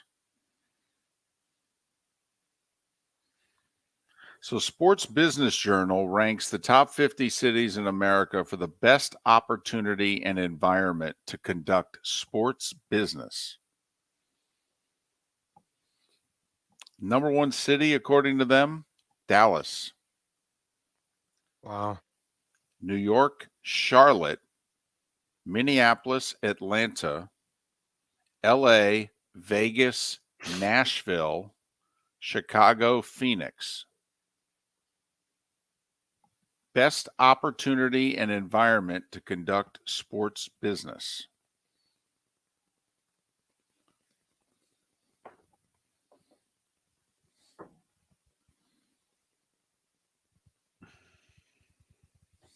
By the way, last night's Cuba-United States game was very, very, very political.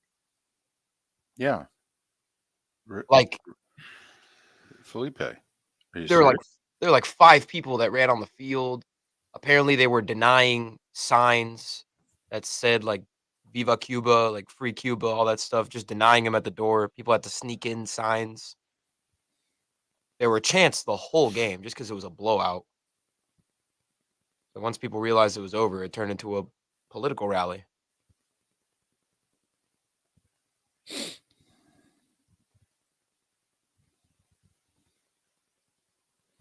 Jacksonville 46, Orlando 25, Tampa 13, Miami 12 on this list of cities.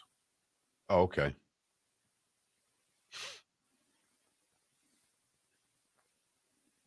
One minute.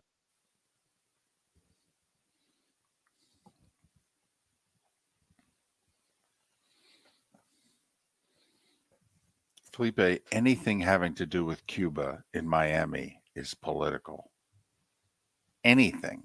I know, but it was actually broadcasted on a national stage. It's a big debate amongst the Cuban players as to whether to play or not. Do they honor their country one way or the other? There was a clip of a pitcher in Cuba's bullpen, like beefing with a fan, and he threw a baseball at the fan.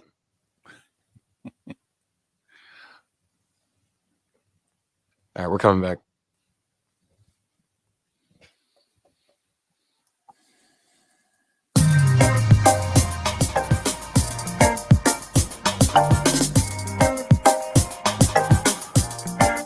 Welcome back to Miller and Moulton, only on the Florida Sports Network.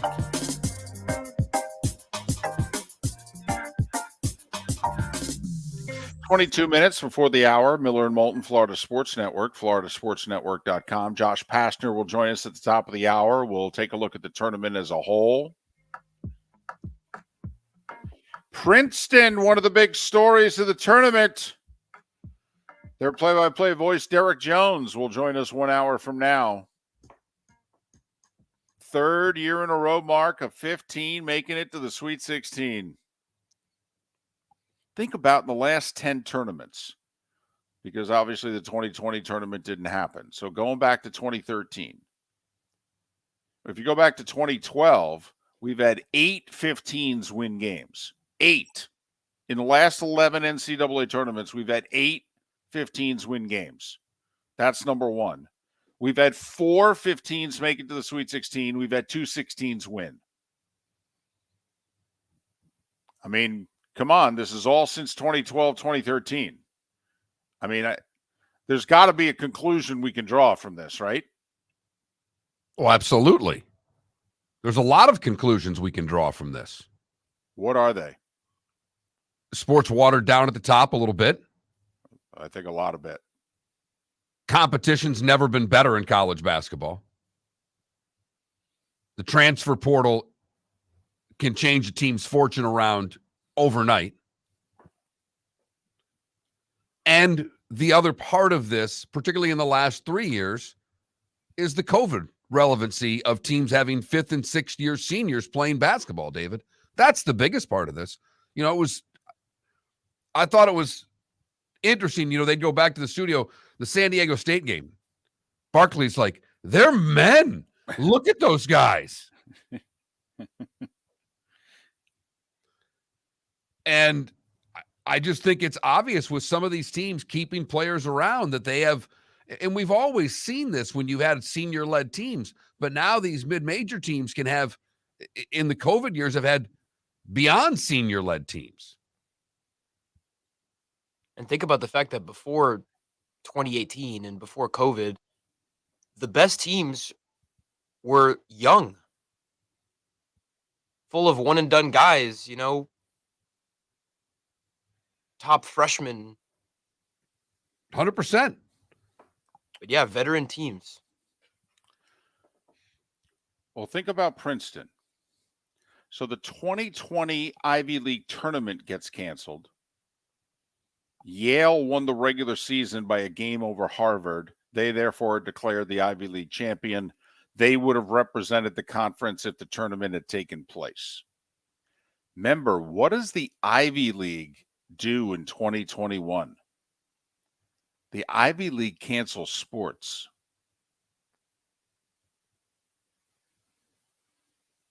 Fall of 2020 leading into the spring of 2021, there's no basketball. There is no 5th year in the Ivy League. So the seniors that are on Princeton didn't play as sophomores. The season was shuttered. Last year, they're the best team in the Ivy League. They win the regular season. They lose a heartbreaker in the conference championship game. And now this year.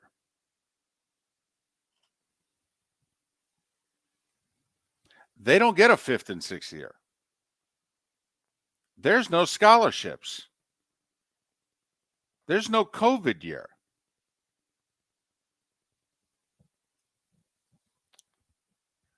That's how tough the Princeton group is. As their head coach said, this kind of started 2 years ago. When you lose an entire year, it toughens you up in a hurry. Also puts things in perspective in a hurry.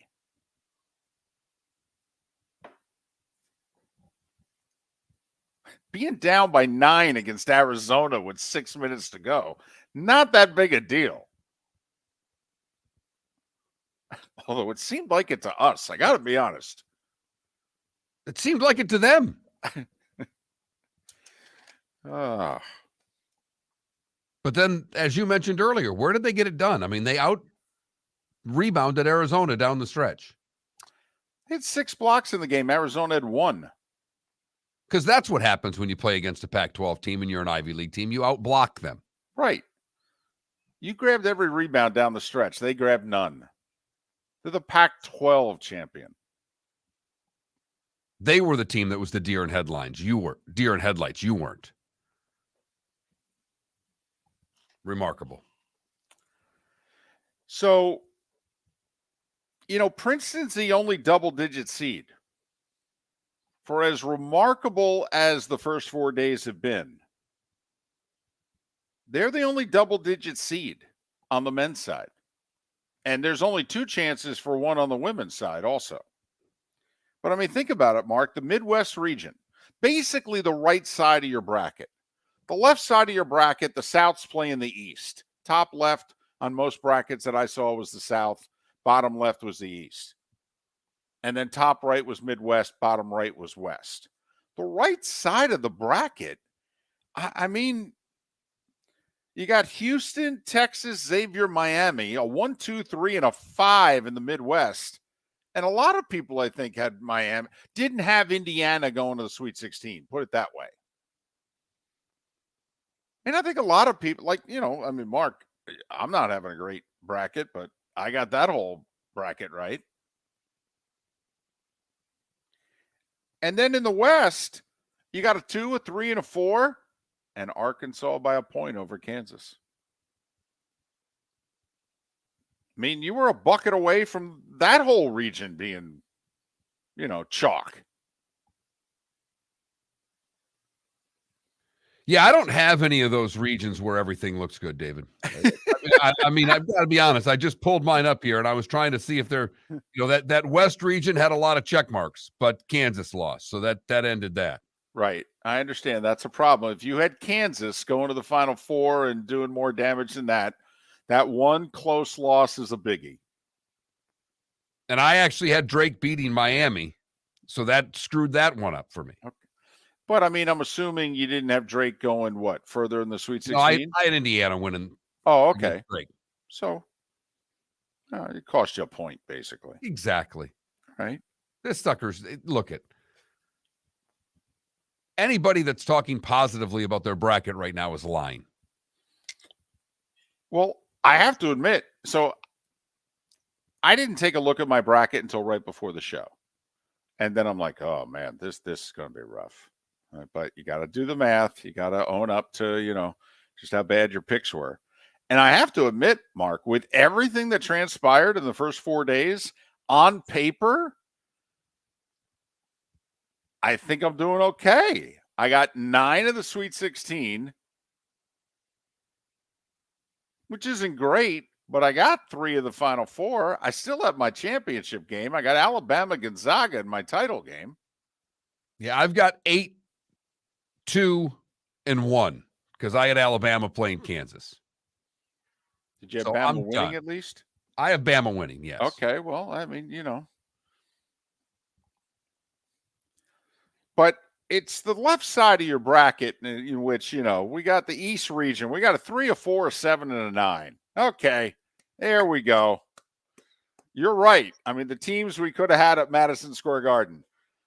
Purdue, Duke, Kentucky. We got FAU. We got Tennessee. We got K-State instead. Right. It could have been really sexy in the Garden. It could have been. I mean, Could have been Purdue and Duke and Kentucky and Michigan State. I mean, damn. Hell, 3 of those schools are there for some preseason tournament damn near every year, it seems like. Right. I mean, hell, Coach K might have actually gone to those games. Boy, FAU, Tennessee. Madison Square Garden. What all the New York, who do they root for in that game? Got to be FAU, right? Yes. The 9 seed? They're rooting for Duke in that game is who they're rooting for, David. They're Exactly. confused. All those Syracuse and Duke fans, who are they rooting for in that game? But then in the South region, I mean, listen, let's be honest. If Bama doesn't get through, they'll never have it. First off, we thought they got a soft draw to begin with. I mean, take a look at the draw Kansas had as a 1 seed.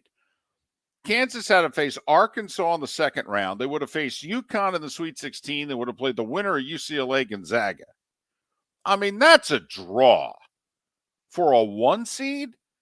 Meanwhile, look at Bama. Maryland. Yeah, the winner of Iowa, Maryland. West Virginia, Maryland. And they got Maryland in that one.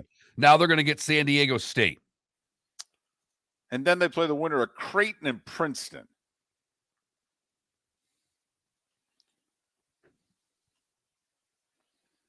Couldn't have gone better for the Crimson Tide. No, this is your year. I mean, even Houston with the winner of Iowa-Auburn, I thought was a lot tougher 8-9 than what Alabama got. And Auburn had Houston down at the half by 10. Houston had to come back and played a great second half against Auburn. Whooped them. And look at Houston's draw. I mean, Miami, they went to the Elite Eight last year. Regular season, ACC 1 seed. Experienced backcourt. And then you're probably playing Texas.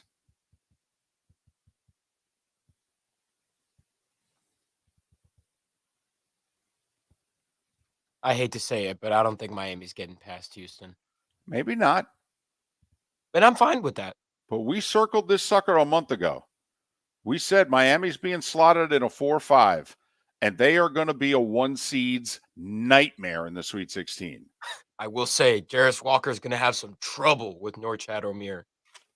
I mean, he looked like Charles Barkley last night. Oh, but also, Jordan Miller and Isaiah Wong have already played their bad game.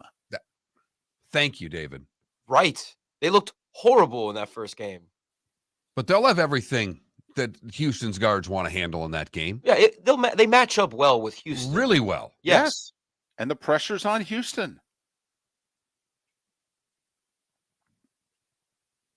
Now, both programs have been there, obviously. Houston's been to 4 straight Sweet 16s, and Miami's been now back-to-back years. I mean, coaches have been there. Players have been there. I mean, this is a classic tournament matchup.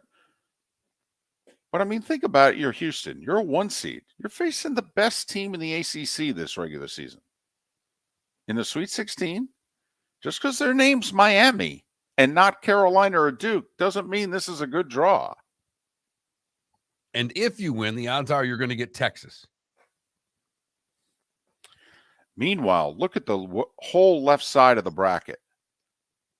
Because Alabama's got a 5, 6, and a 15 to go through in their region, and then they play the winner of the East. And the East right now is a 3, a 4, a 7, and a 9 coming out of Madison Square Garden. I mean, this is truly it for Alabama basketball. They will never have a better team coupled with a better draw than what they have in front of them right now.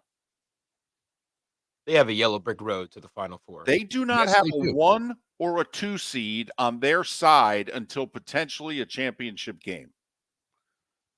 And if they don't face K-State in the Final Four, then that's a 3 seed. I mean, it's possible that when Bama plays San Diego State in the Sweet 16, a 5 seed, that's the best seeded team they face until the national championship game. I mean, this is the draw of draws for Alabama. Did you see that one Brandon Miller sequence? Yes. The block Oh, on one end, my. and he outlets it to the guard who drives down to the top of the three-point circle, and then Miller fans out on the wing, and he throws it to him, and he buries the three.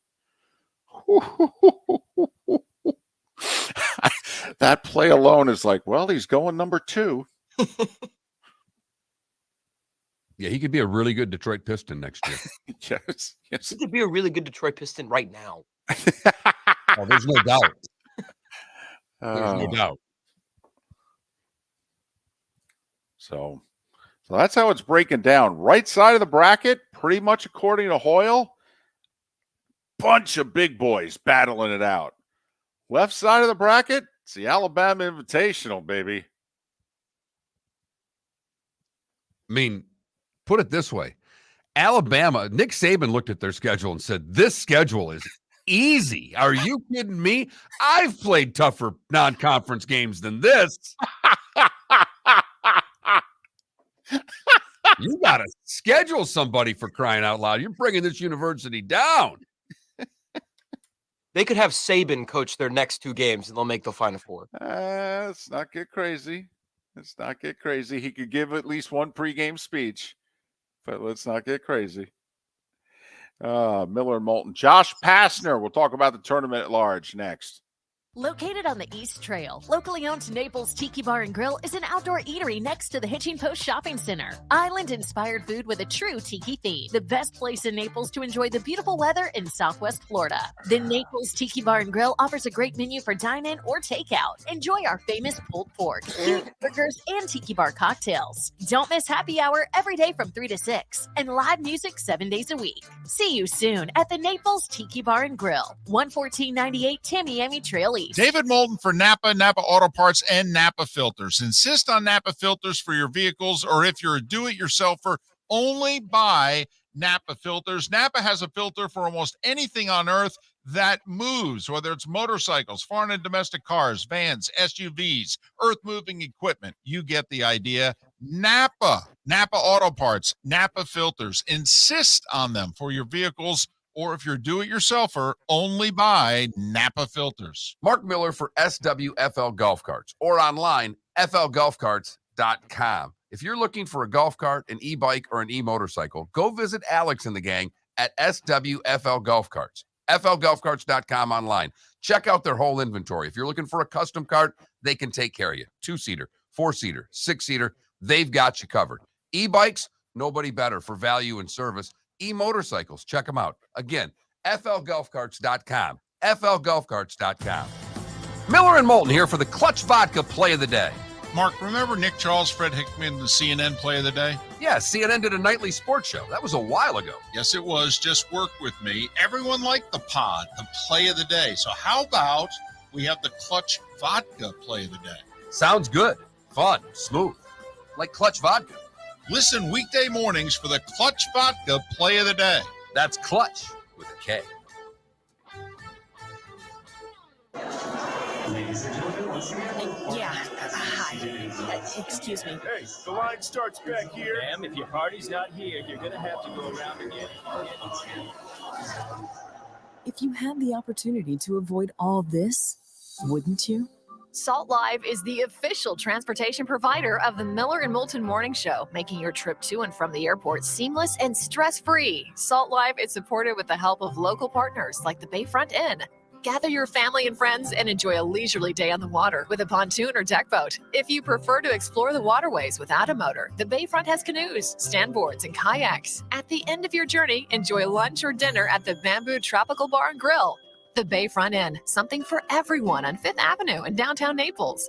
BayfrontInNaples.com. When you need a ride, book with Salt Live Transportation, 308-8686, or book on saltlivetransportation.com.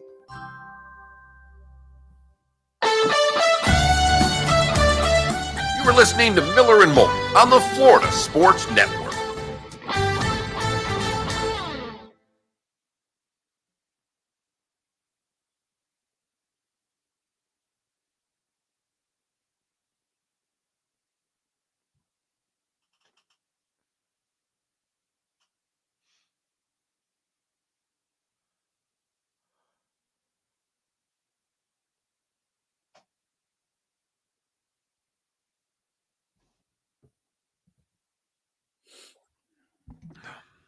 They're starting the regional games at 6:30. That's awesome. I'm excited about that.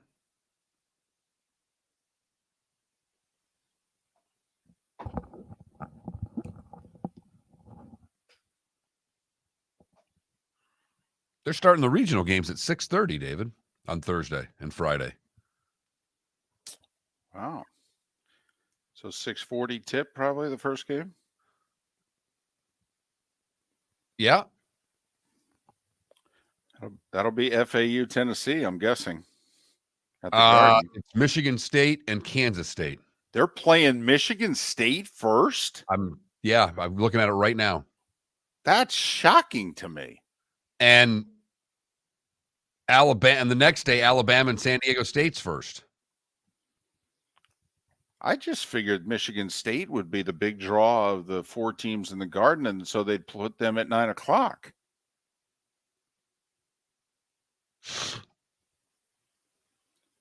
That's, curious. What are the late games on Thursday? Maybe that's CBS wanting Michigan State early, and no, Michigan State's on TBS. Wow. Arkansas, according to what I'm looking at, Arkansas UConn's a 7:15 game at CBS. Okay. And then you're going to get Gonzaga and UCLA as the late game on CBS. The New York games are on TBS. Then the next night, Miami and Houston's on CBS with Nance. Of course. And Xavier, Texas. So the right side of the bracket's on CBS and the left side's on TBS. Very funny. Got it. I'm shocked Michigan State's the early game, though.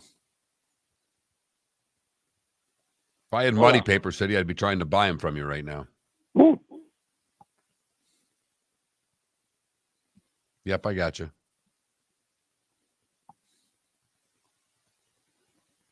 Since nothing in this building wants to work,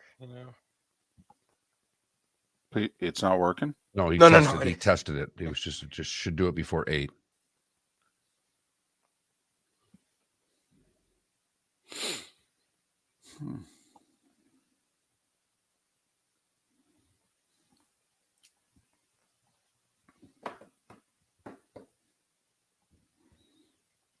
One minute. Let me know when you got Josh. He's a good dude. He's got him.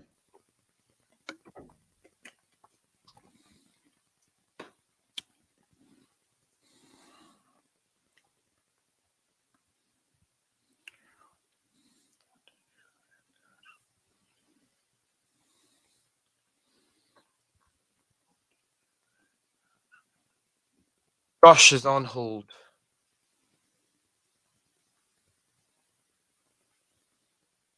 We are back in 10 seconds.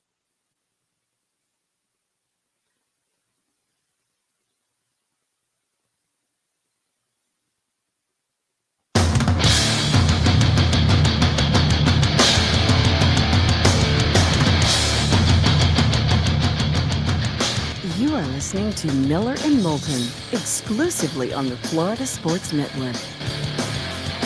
And now here's Mark Miller and David Moulton. It is third and final hour of Miller and Moulton in Lake City and surrounding areas, Tampa, St. Pete, Port Charlotte to Venice. We are halfway home for those who listen regularly in the 239. Miller and Moulton, the Florida Sports Network, floridasportsnetwork.com. Josh Pastner, kind enough to join us again. 14 years a head coach. He averages 20 wins a season. He took 5 Memphis and Georgia Tech teams to the NCAA tournament. Josh, it's David and Mark. Thanks for your time again. How are you? David, Mark, thanks for having me on, and looking forward to talking some hoops and some great games in this last 4 or 5 days. And as people say many times, the tournament never fails to deliver, and it's delivered once again with some incredible games. No doubt. When you see the ones go, when you see a Fairleigh Dickinson beat Purdue, what is it you're thinking watching that game in the last media timeout when all of a sudden all the pressure comes on Purdue? Well, first of all, a few things thinking about that. FDU shouldn't even have been in the tournament. They didn't even qualify. Merrimack had won their league, but due to the situation of the transition from Division II to Division I in the NCAA, to go from division to division, they were in a holding or a waiting period. So that's why FDU was able to get in. Secondly, I don't know how much your listeners or even you guys, I don't know how much you follow KenPom, like some of those efficiency numbers, like the numbers that really tell about offensive and defensive efficiency.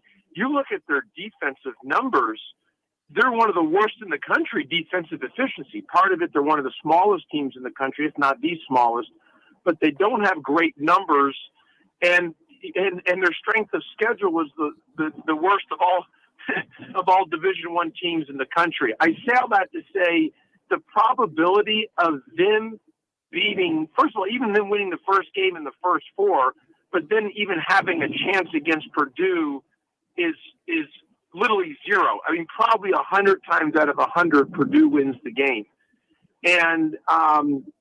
But that's why you play the game. That's why you play. And I really think this was a bigger upset, a bigger surprise than when UMBC beat Virginia a couple years ago.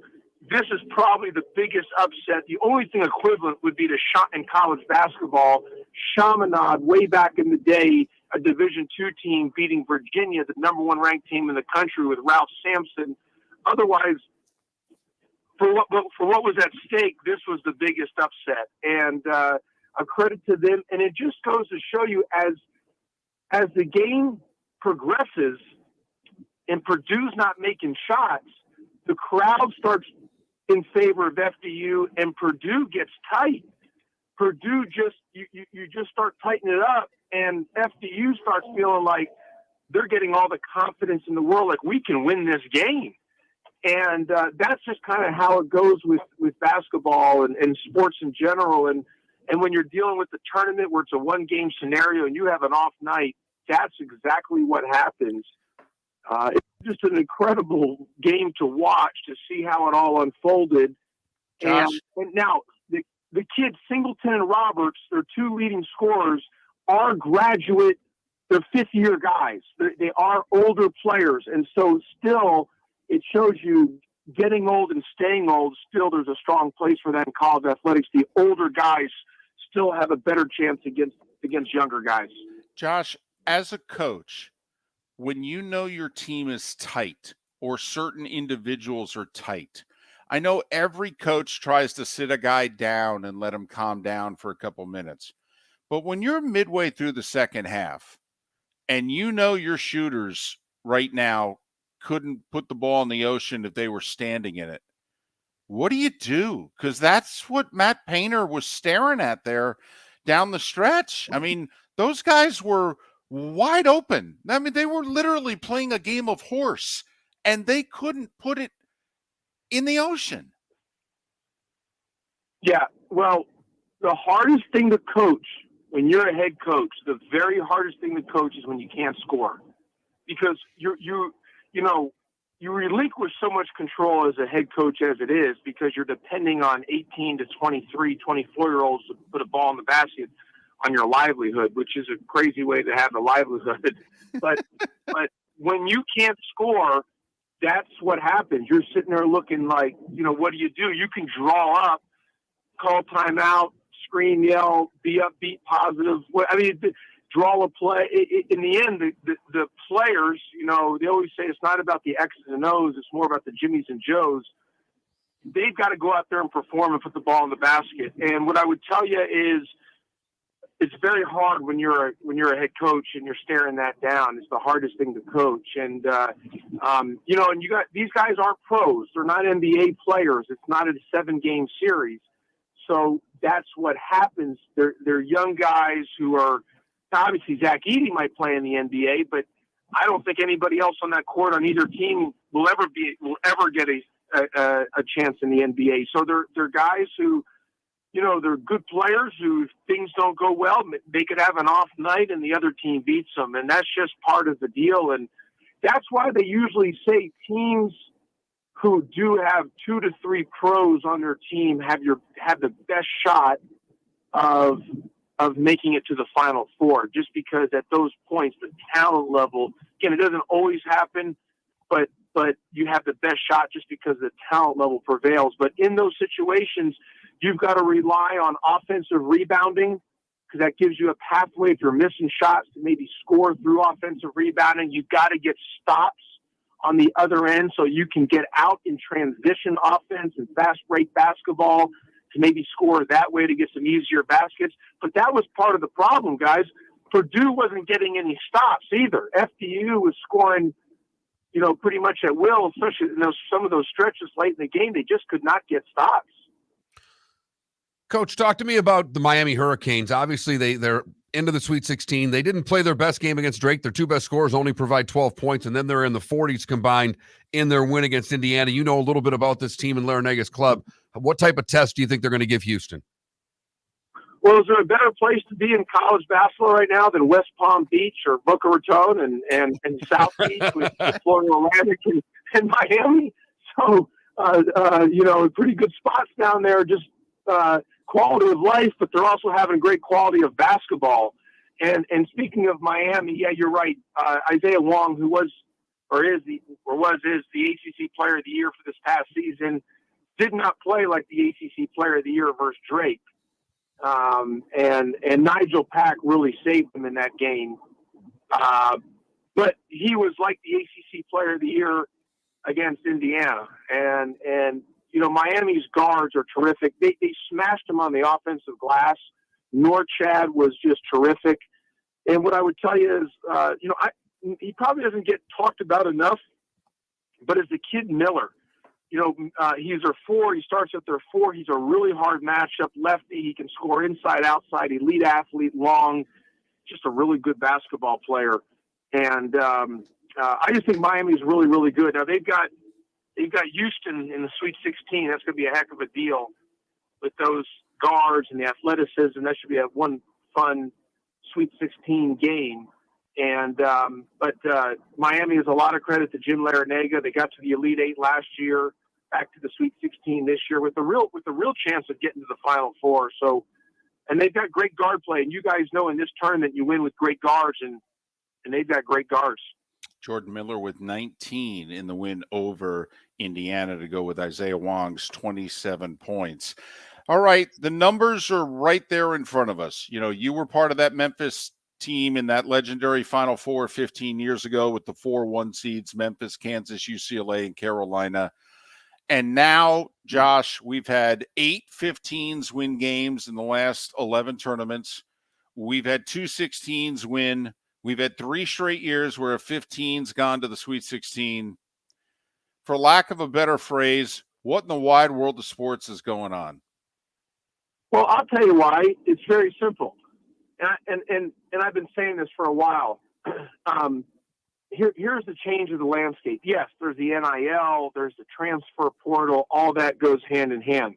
The other reason is, look, I think this is one of the biggest reasons, is just the fact alone that everybody's on television. Whether you play at FDU or you play at North Carolina, you can get to the Final Four. Whether you play at Florida Atlantic or Duke, you can get drafted in the NBA.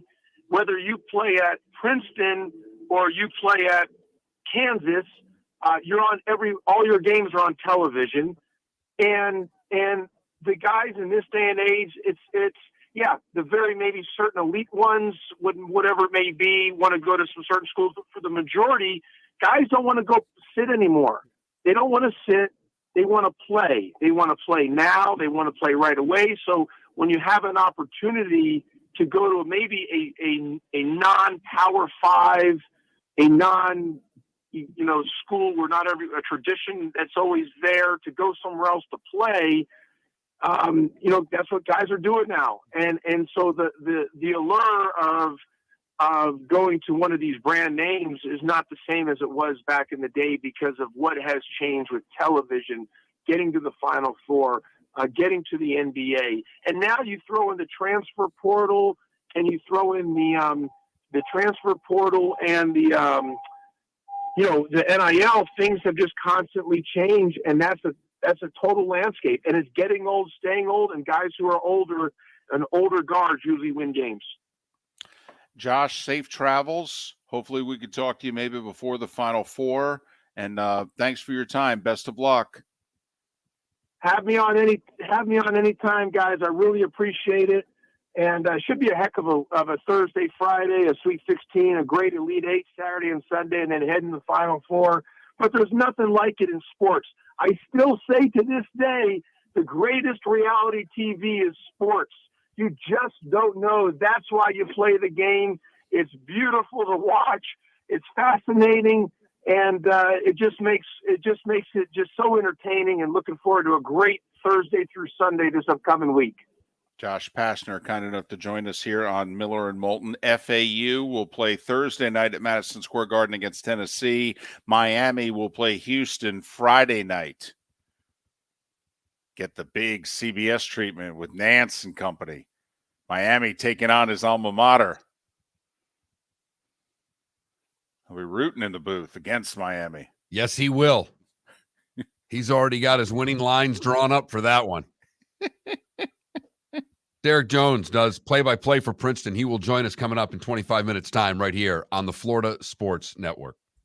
David Moulton for Napa Auto Parts, and Napa Filters. Insist on Napa filters for your vehicles, or if you're a do-it-yourselfer, only buy Napa filters. Napa has a filter for almost anything on earth that moves, whether it's motorcycles, foreign and domestic cars, vans, SUVs, earth-moving equipment. You get the idea. Napa Auto Parts, Napa Filters. Insist on them for your vehicles, or if you're do-it-yourselfer, only buy Napa Filters. Mark Miller for SWFL Golf Carts, or online, flgolfcarts.com. If you're looking for a golf cart, an e-bike, or an e-motorcycle, go visit Alex and the gang at SWFL Golf Carts. flgolfcarts.com online. Check out their whole inventory. If you're looking for a custom cart, they can take care of you. 2-seater, 4-seater, 6-seater, they've got you covered. E-bikes, nobody better for value and service. E-motorcycles, check them out. Again, flgolfcarts.com. flgolfcarts.com. Ladies and gentlemen, once again. Hi. Excuse me. Hey, the line starts back here. Ma'am, if your party's not here, you're going to have to go around again. If you had the opportunity to avoid all this, wouldn't you? Salt Live is the official transportation provider of the Miller and Moulton Morning Show, making your trip to and from the airport seamless and stress-free. Salt Live is supported with the help of local partners like the Bayfront Inn. Gather your family and friends and enjoy a leisurely day on the water with a pontoon or deck boat. If you prefer to explore the waterways without a motor, the Bayfront has canoes, standboards, and kayaks. At the end of your journey, enjoy lunch or dinner at the Bamboo Tropical Bar and Grill. The Bayfront Inn, something for everyone on 5th Avenue in downtown Naples. BayfrontInNaples.com. When you need a ride, book with Salt Live Transportation, 308-8686, or book on saltlivetransportation.com.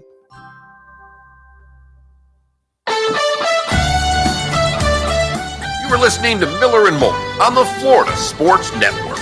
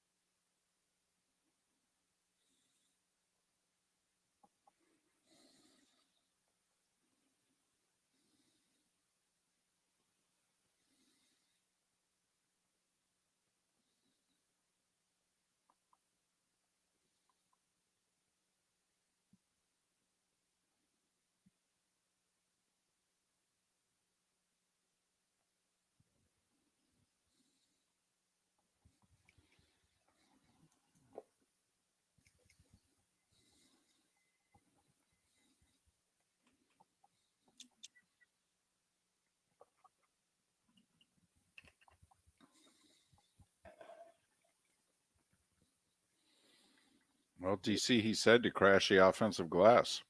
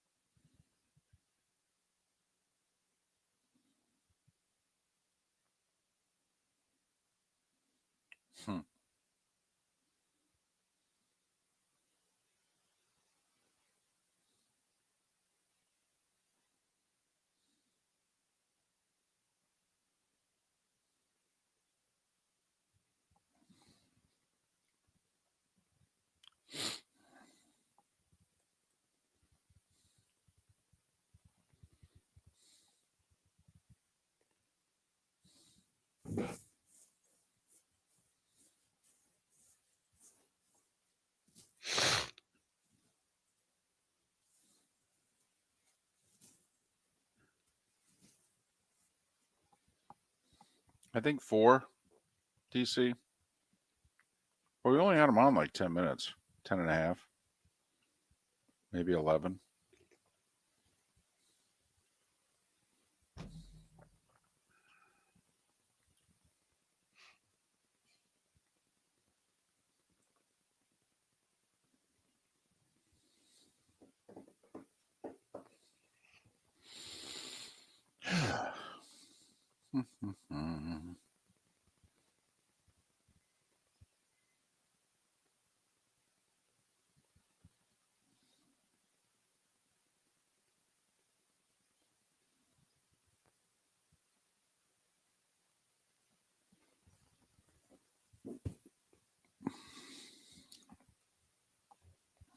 Mark, she going to go to New York?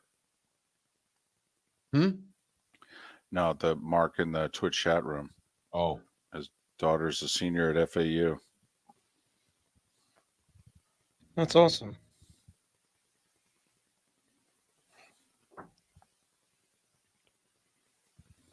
Tell you what, literally the condo I listed, David, got a listing. First showing, full price cash offer. Oh, nice. It was a really tough job. And you guys want to list something? This is fun.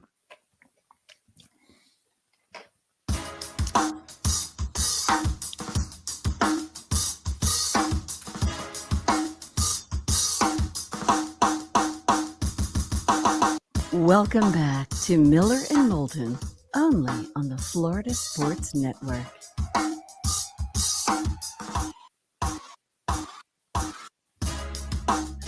"21 minutes past the hour. Miller and Moulton, the Florida Sports Network. FloridaSportsNetwork.com. The tournament obviously dominating the sports world right now, dominating the show. There is some football news going on out there, though. You know, players still getting signed, trades still being made. Eagles continue to slowly lose pieces off their Super Bowl team. Starting guard Isaac Samalo signed with the Steelers. Pittsburgh signing 2 offensive linemen in free agency. It's very un-Steelers-like. Well, their offensive line stunk, so maybe that's the reason why. I know, but it has stunk for like 3 years now. It's nice that they finally are, you know, trying to address it. And Chauncey Gardner-Johnson, I will say, you talk about a position that has gotten totally devalued this offseason. Safeties are not getting paid at all. I mean, good safeties. Jordan Love of the Giants is a good player. Safeties, running backs, tight ends. Yeah, I mean, Gesicki and Schultz both signing for less than they made on the franchise tag last year. You know, Julian Love, I think I said Jordan Love. Julian Love went to Seattle, 2 years, $12 million. Gardner Johnson got a 1-year deal between $6 and $8 million with Detroit.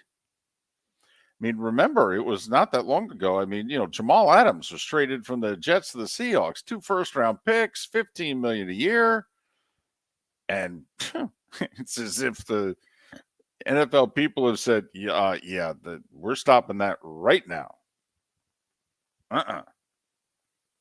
So, and as Pat talked about on our show on Friday, the majority of these deals were what? 1-year deals. I was stunned when I saw Thielen sign the 3-year deal with Carolina, David. Now, I didn't read into the guts of it, but still a 3-year deal right now for a free agent, like a coup. Because most of these players aren't getting more than one or not more than two, let alone a 1-year deal. by the way, I mentioned Dalton Schultz and put him in the same sentence as Gesicki. Schultz is actually yet to sign. He's been linked with a couple teams, okay, but he has yet to sign. Was linked to the Bengals, believe it or not. But we'll see. But Gesicki got less from the Patriots than he was making with the Dolphins last year. But Bucks are losing guys. They lost Nunez Roches to the Giants. They lost Sean Murphy Bunting to the Titans this morning.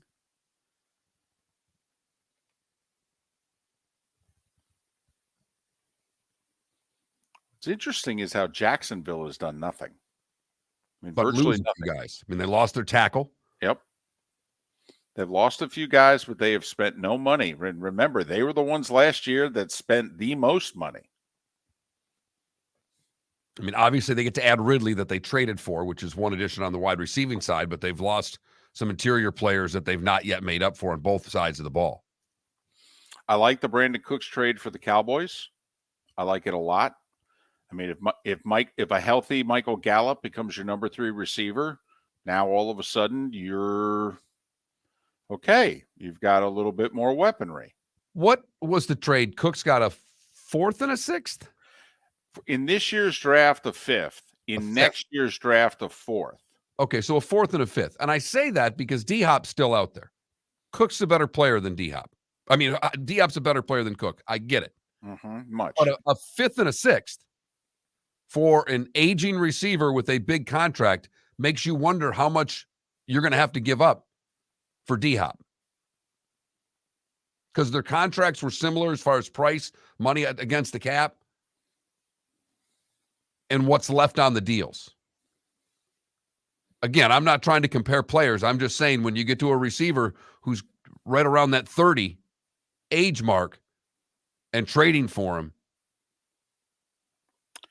Well, Cooks's cap hit is a little over 12, and he's 30 years old this year. D-Hop, I think, is 31. I think his cap hit, though, is significantly greater than 12. I think it's closer to 20. But what a Cowboy fan, I think, has to find interesting is they traded Amari Cooper a year ago and only got a 5th-round pick back. Now they had to give up a 4th and a 5th to get Brandon Cooks. Now, Cooper costs more money, and they made that deal in a position of weakness because they needed to unload the money for cap purposes. But, once again, you can blame Jerry and the Cowboys for that. Rework the cap. I mean, Amari Cooper's a better player than Brandon Cooks, and you got less for Cooper than you did have to give up to get Cooks. But I will say this, though. If Cooks is healthy, and that's a big if, all right, but 12 yards a catch, about a catch, 4 catches a game. He can stretch a field. He's great on the crossing routes. Against the Niners in the 4th quarter last year, when that was a 9-9 game, the Cowboys looked as if they didn't have enough weapons. So does this make – and remember, we're in the NFC here, Mark. I mean, Philadelphia's gotten worse. We have no idea who the quarterback of the Niners is going to be. That's the funny thing, because the Niners made a good move. They went and signed the big D lineman. I mean, I think they improved their defense, but we don't know who the hell their quarterback's going to be. I mean, right now it's Trey Lance or Sam Darnold.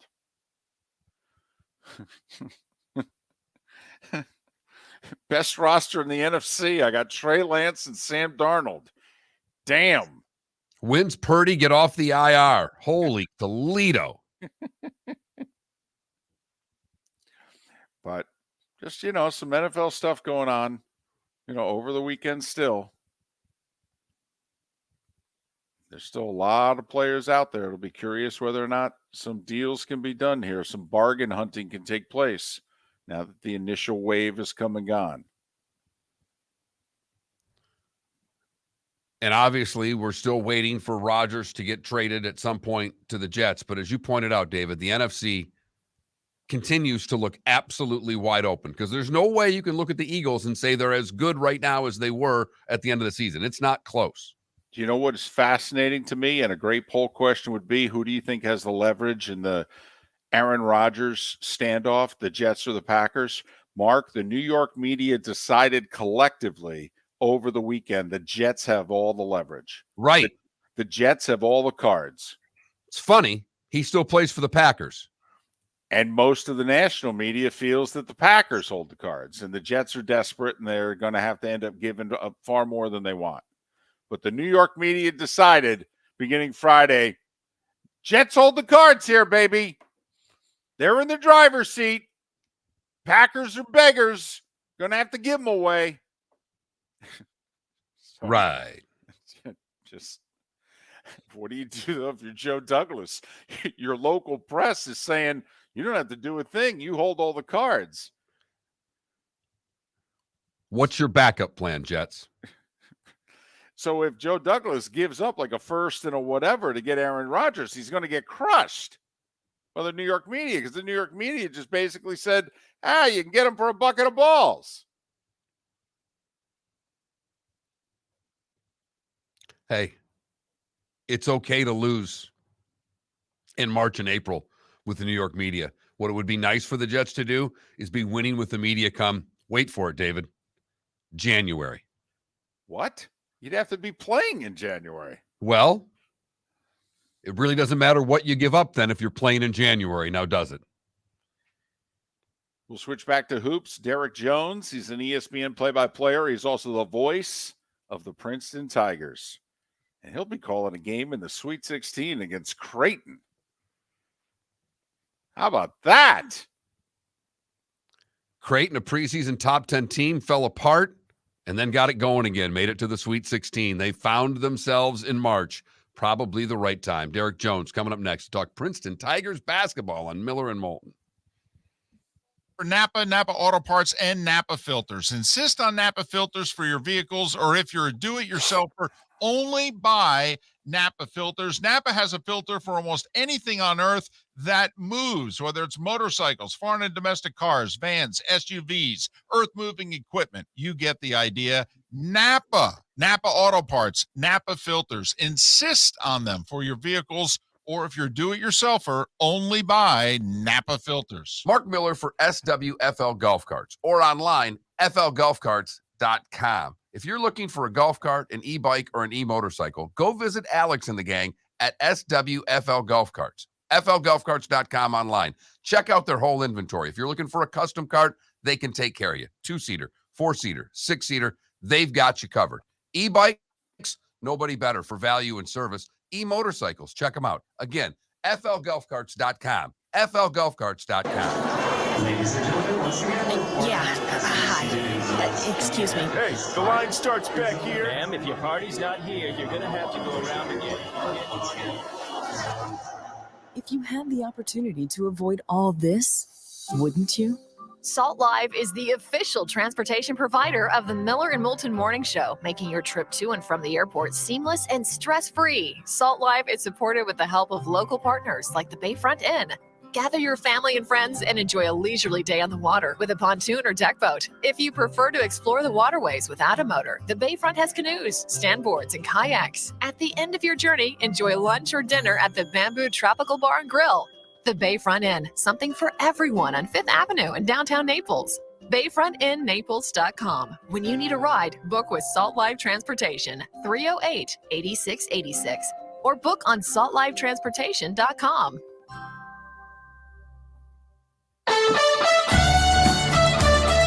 You were listening to Miller and Moulton on the Florida Sports Network.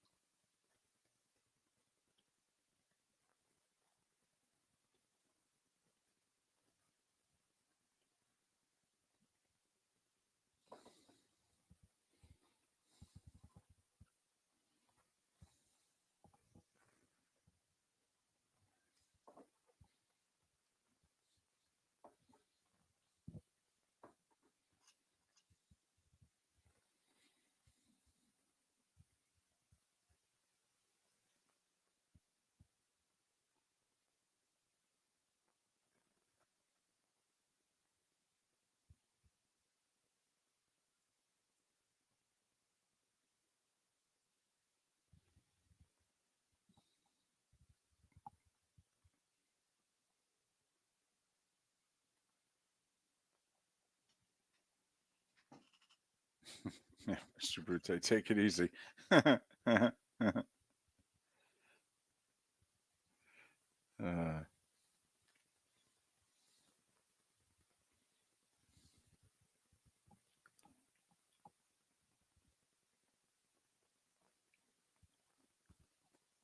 So Shipnick wrote an article from Tucson here about the Livs week there, saying they're getting a little tighter with the cash and they're not flying guys around this year and not picking up all the expenses, and things have changed on Live Golf.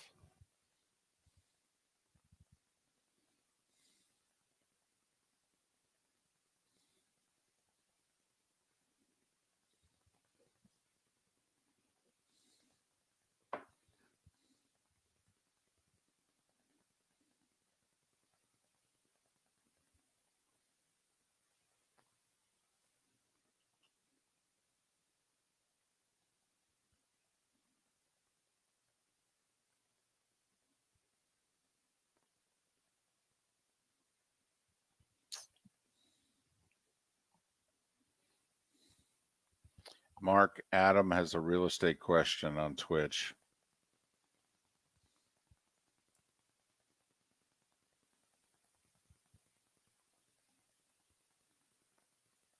Depends on what the condo's worth. I really don't. That would be the. I would agree with you. A quick assessment, Adam.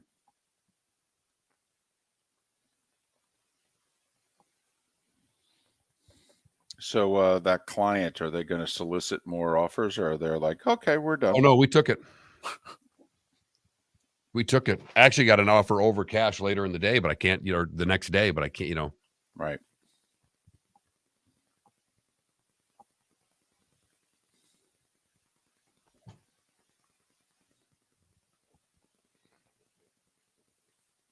In this article by Shipnook, in a phalanx of hot blondes, including Paulina Gretzky, spilling out of a mini micro dress. I mean, he just takes shots at everybody. Pat Perez strolled by a couple of door cops and said, "At ease, gentlemen, at ease."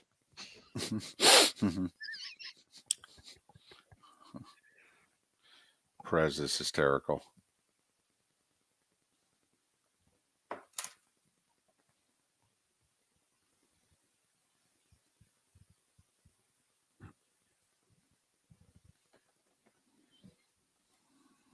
Derek's on hold. That's awesome. Not to be confused with the 2020 Slam Dunk Contest champion, Derek Jones Jr. Yeah, that's who we just all Derek thought of. Just Derek Jones. Derek did Liberty, Wisconsin, NIT yesterday on ESPN. 5 seconds.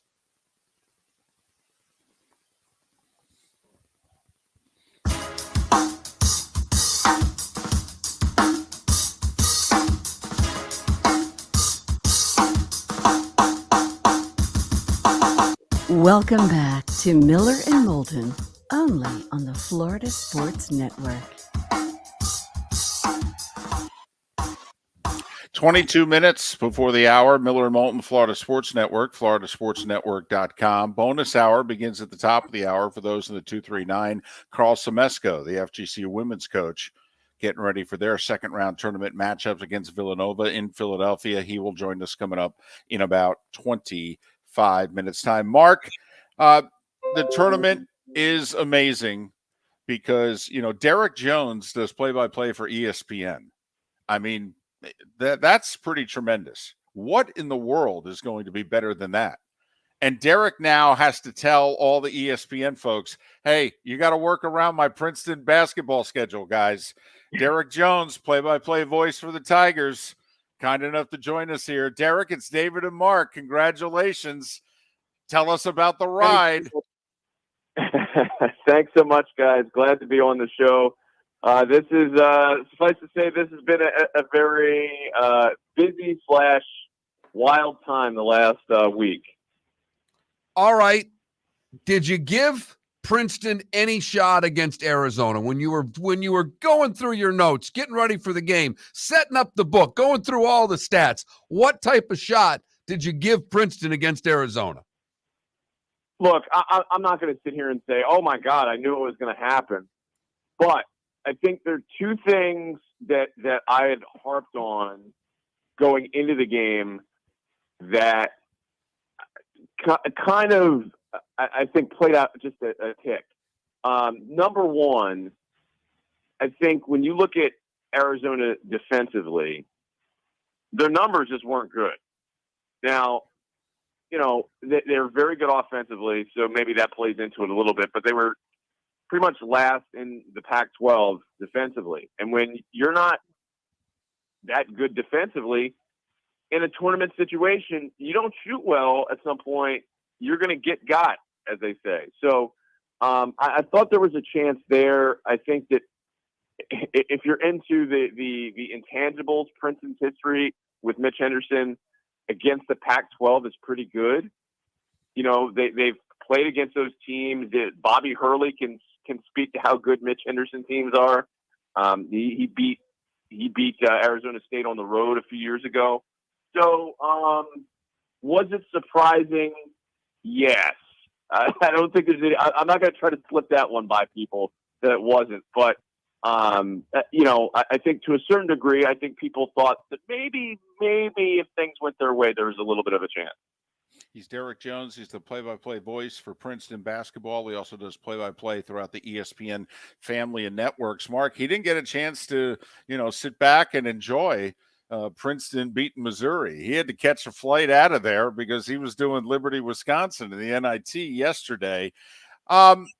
Put this in perspective, though, for the school, for the athletic department. I mean, first time, Derek, since 1967 that the basketball program, which you could argue is the number one sport at the school, has made it to the Sweet 16. That's a long time.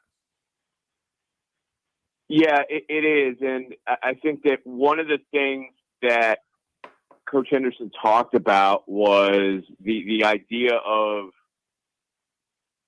these guys kind of building a legacy and building memories. And I think that was an important thing to kind of go through with them because, after a certain while, you keep hearing about UCLA and 96, and they honored the 96, the 97, the 98 teams that were so great at Princeton earlier this year when they played Cornell.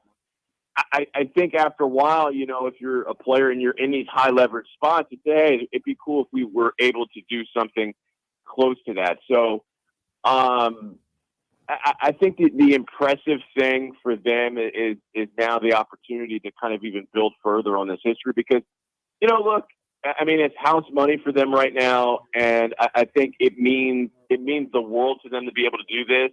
I think, Coach Henderson was telling this story the other day. In the run-up to the Missouri game, the team was out at dinner, and he said to them, do you guys, realize what you've done? You guys, because I think sometimes, this is such an even-keel group that, they're very steady. They don't get too high. They don't get too low, which is one of the reasons why they're in this situation, because their ability to kind of, I think, bounce back from tough situations and put forward the best foot. So, yeah, I think this is an important thing for them. And this is a historic thing for the Ivy League. Any way you want to slice it, this is one of the biggest moments ever for Ivy League hoops and for Princeton basketball. So I think they're reveling in it right now. As exciting as everything was down to the wire with Arizona, it had to be fun against Missouri because there was never a doubt in the second half. I mean, this didn't look like Ivy League versus SEC. In fact, it looked quite the opposite. They put it to Missouri wire to wire. I mean, I think Missouri led for, I think it was something like 32 seconds, something crazy like that. They were great against Missouri. And I think one of the themes across the first two games was defense. And defensively, they were able to do a fantastic job against Arizona, and they did a great job against Missouri. But I think the thing that came out of the Arizona game too, that you knew wasn't going to be able to hold, at least if they were going to have a chance to win, and that was the shooting. They were 4 of 25 from three against Arizona. I mean, they have had poor shooting games, this season, but it normally doesn't happen 2 times in a row. So the ability to be able to do that, and I think, look, they have Tosan Awoma, who is, for my money, he did not win Ivy League Player of the Year again this year, but he's the best player in the Ivy League. And they have a lot of support pieces as well. You know, Ryan Langford is sensational for them. And I thought, you know, his start, he had 22 points in the game. I thought his start on Saturday really established the attitude of the team for the game. He came out fearless, hitting big shots, and I thought that really was huge for them. And then Blake Peters, I mean, my goodness. Blake Peters is like for those of you who are longtime NBA fans, Benny Johnson, the microwave for the Detroit Pistons. That's basically what Blake Peters is for Princeton. Talking with Derek Jones. He is the voice of Princeton basketball. He's also a play-by-play man for ESPN and their family of networks. You can follow Derek on Twitter, Derek Jones 79, Derek Jones 79. Derek, what struck me, you know, you're talking to 2 guys who are old enough to remember those Princeton teams in the mid to late 90s who had those close tournament games, and they won a couple of them. But, you know, they weren't athletically in the area code of the teams that they were playing. You know, it was just patterned offense, slow it down, hope the teams miss from the perimeter.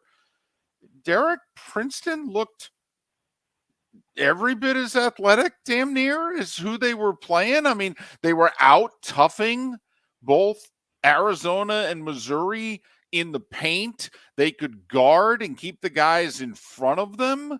I mean, you know, blocked 6 blocks against Arizona. I mean, Derek, it does seem as if this era Princeton athletically is very different from the cute little engine that could Princeton teams under Pete Carell. That is 1,000% correct. I think it's, first of all, it's a different style of basketball altogether. You know, Coach Henderson and his staff years ago, I think it was pretty early on into his tenure. Maybe once his recruiting kind of settled in, you know, they started doing a lot of more, I guess, things offensively that they weren't doing in previous iterations.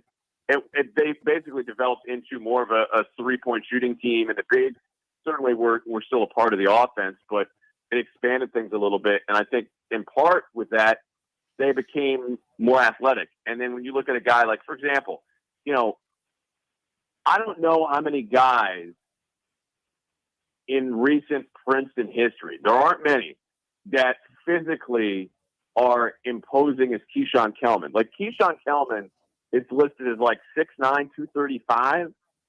I mean, that's the kind of guy you can stick in some of these power conference games, and he's not going to look out of place. So he can battle with those guys, and he was huge against Missouri on Saturday. So, you know, when you're able to kind of put guys like that on the floor, it's a big help. I think, too, the guards, to me, that's even more impressive. You know, Manalaco, Ryan Langford, those guys don't look and play like, oh, we shouldn't be out here, or, you know, we're a 15 seed. I think one of the things that, you know, I don't want to take a dig at the tournament committee, but Princeton's schedule this year was not the best from a non-conference perspective. They didn't really play against any of the power conference schools. So you didn't get a chance to see this particular group go up against anybody of import. Now, last year, you know, they played against Oregon State. They played against South Carolina. They played against Minnesota. So they played against the, you know, Pac-12, Big Ten, SEC. But, you know, the way that season ended, it didn't really turn out the way that they wanted. So this year they had a good group of guys, but they didn't get those opportunities scheduling-wise. You see that they can absolutely play, you know, with the Power 5 schools. But you're right. It's definitely a different breed of Princeton basketball player for sure. Well, and I mean, it's hard to think that this will go to their head. We obviously know it's Ivy League kids. They're smart kids. They go back to school. We've watched 15s in this position before and sometimes get overwhelmed. This team doesn't look like they get overwhelmed, Derek. No, they don't. They're not intimidated by anybody. And I think that's the thing. I really believe that they believe if we do what we're supposed to do, we're going to have a chance to win the game, and there's a very good chance we'll win. You know, it's crazy. You know, if you look at the last month of basketball, you know, a month ago, they were up 19 against Yale at home with about 7 minutes left to go, lost that game in overtime at home to Yale. Fast forwarding a couple weeks later to the last game of the regular season against Penn. They're down 19 at halftime against Penn with an opportunity to win a share of the Ivy League title. They come back and win that game. The next week against Penn, they're still up against it. You know, tight game. They managed to beat Penn again.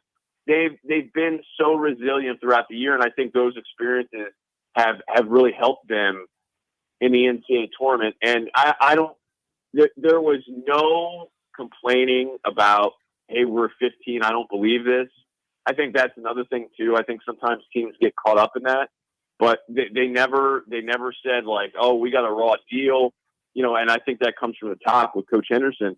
You know, they weren't saying like, oh my God, I can't believe we're in Sacramento. I can't believe we have a 15 seed. They didn't complain. They said, okay, Arizona's first.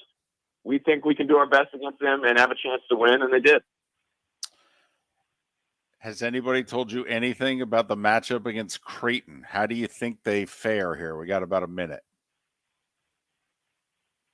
Well, you know, Creighton offensively is very good. I think it's, you know, I think the thing that's helped Princeton is with the style that Arizona plays. Maybe that's a little bit closer to what Creighton is. You know, I think Missouri certainly presented their own problems as well, but yeah, I think the matchup is going to be, you know, it's going to be a difficult one. Look, the Big East has played very well so far in the tournament, so I think that speaks to the quality of the league. So I think it's pretty much more of the same. I think the thing that you look at from the game that's coming up on Friday versus what we just saw on Saturday, Princeton absolutely dominated Missouri on the glass. That might be a little trickier against Creighton because of the size. So I think there's some of the things to kind of look out for, and obviously Creighton can knock down threes as well. So it's going to be a challenge for sure for Princeton. You're not going to get any gimmies at this point. So I look forward to the matchup. It should be a great one. Well, Derek, safe travels. Have a great call, and thanks so much for making time for us, and enjoy the ride. Thank you very much. It's an honor. Hey, they're the reason all this cool stuff is happening right now, and I'm just happy to be a part of the journey. Derek Jones is part of the Princeton men's basketball journey. He's their radio voice. You can follow Derek on Twitter, Derek Jones 79, Derek Jones 79. And he's also doing NIT stuff for ESPN these days. He did Liberty, Wisconsin yesterday. ESPN, that's a side gig to Princeton basketball.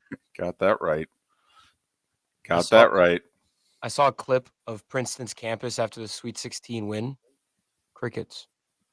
They were studying. They're studying. Don't know what to tell you. They're busy. So what? Cornell in 2010 made the Sweet 16.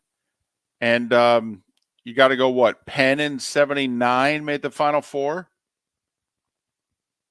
You know, Princeton with Bill Bradley did it in 65. But, you know, I mean, chance to go to the Elite Eight here. I don't think it's been done in 40 plus years.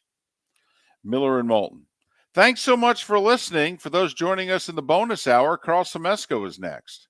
David Moulton for Napa Auto Parts, and Napa Filters. Insist on Napa filters for your vehicles, or if you're a do-it-yourselfer, only buy Napa filters. Napa has a filter for almost anything on earth that moves, whether it's motorcycles, foreign and domestic cars, vans, SUVs, earth-moving equipment. You get the idea. Napa Auto Parts, Napa filters. Insist on them for your vehicles, or if you're do-it-yourselfer, only buy Napa filters. Mark Miller for SWFL Golf Carts, or online, flgolfcarts.com. If you're looking for a golf cart, an e-bike, or an e-motorcycle, go visit Alex and the gang at SWFL Golf Carts. flgolfcarts.com online. Check out their whole inventory. If you're looking for a custom cart, they can take care of you. 2-seater, 4-seater, 6-seater, they've got you covered.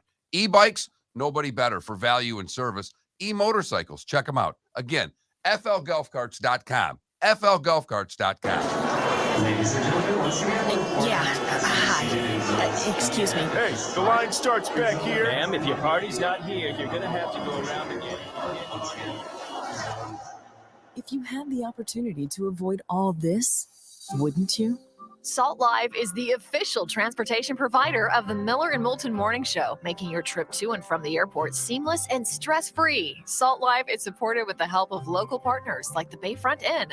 Gather your family and friends and enjoy a leisurely day on the water with a pontoon or deck boat. If you prefer to explore the waterways without a motor, the Bayfront has canoes, standboards, and kayaks. At the end of your journey, enjoy lunch or dinner at the Bamboo Tropical Bar and Grill. The Bayfront Inn, something for everyone on 5th Avenue in downtown Naples. BayfrontInNaples.com. When you need a ride, book with Salt Live Transportation, 308-8686, or book on saltlivetransportation.com. Located on the East Trail, locally owned Naples Tiki Bar and Grill is an outdoor eatery next to the Hitching Post Shopping Center. Island-inspired food with a true tiki theme. The best place in Naples to enjoy the beautiful weather in Southwest Florida. The Naples Tiki Bar and Grill offers a great menu for dine-in or takeout. Enjoy our famous pulled pork, huge burgers, and tiki bar cocktails. Don't miss happy hour every day from 3 to 6, and live music 7 days a week. See you soon at the Naples Tiki Bar and Grill, 11498 Tamiami Trail East. Miller and Moulton here for the Clutch Vodka Play of the Day. Mark, remember Nick Charles, Fred Hickman, the CNN Play of the Day? Yeah, CNN did a nightly sports show. That was a while ago. Yes, it was. Just work with me. Everyone liked the pod, the Play of the Day. So how about we have the Clutch Vodka Play of the Day? Sounds good. Fun. Smooth. Like Clutch Vodka. Listen weekday mornings for the Clutch Vodka Play of the Day. That's Clutch with a K.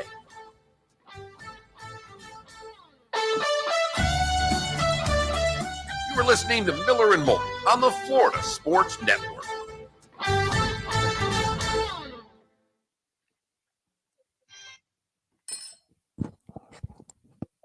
Wasn't Penn who you guys destroyed?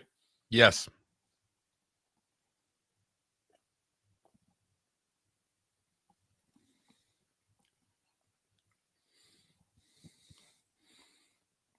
I just remember the epic semifinal between Byrd and Indiana State and Moncrief and Arkansas. And I don't know if you guys were the first game or the second game, but just remember you were up like 30 at the half or something ridiculous. It was...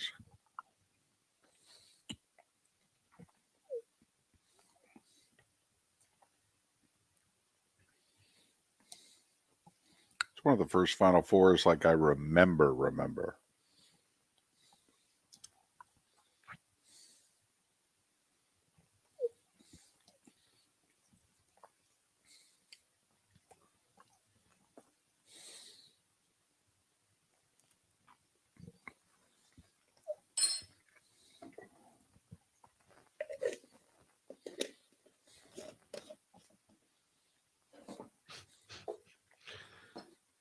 Griffey, I didn't realize Griffey's helping Team USA out. There's a video here on Twitter of Griffey and Trout talking hitting by the cages. And whoever Aram Lighton says Ken Griffey and Mike Jout talking hitting is like Mozart and Beethoven chopping up about composing music. Yep. Yeah. Yeah. As a matter of fact, you're right, sir.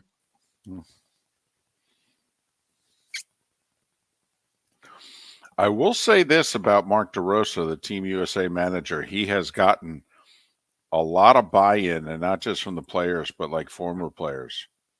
I mean, he's brought a lot of them around the team, apparently. Who's that? Isn't it DeRosa, the manager? Mark DeRosa, the guy, the MLB Network talking head? He's their manager.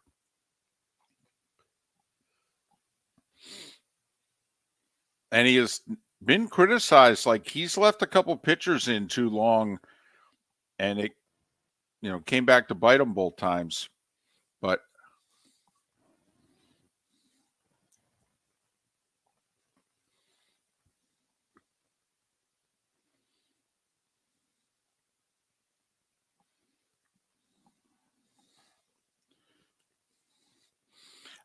didn't he play the Braves, Cardinals, Cubs? Didn't he play for those teams?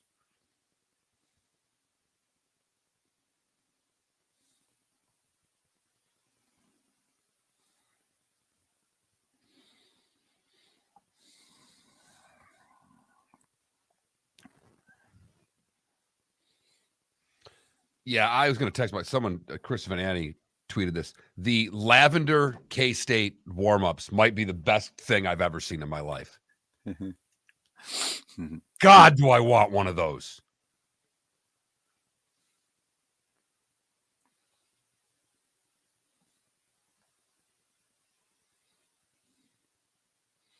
Yeah, Logic Man. Betts went into him and said, screw everybody's feelings. Manage every game like it's game 7.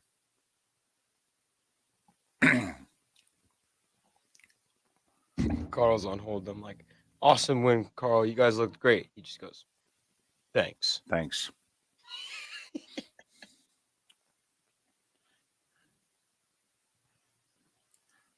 He sent me a text once that was more than 4 words. I texted him back and said, what's happened to you?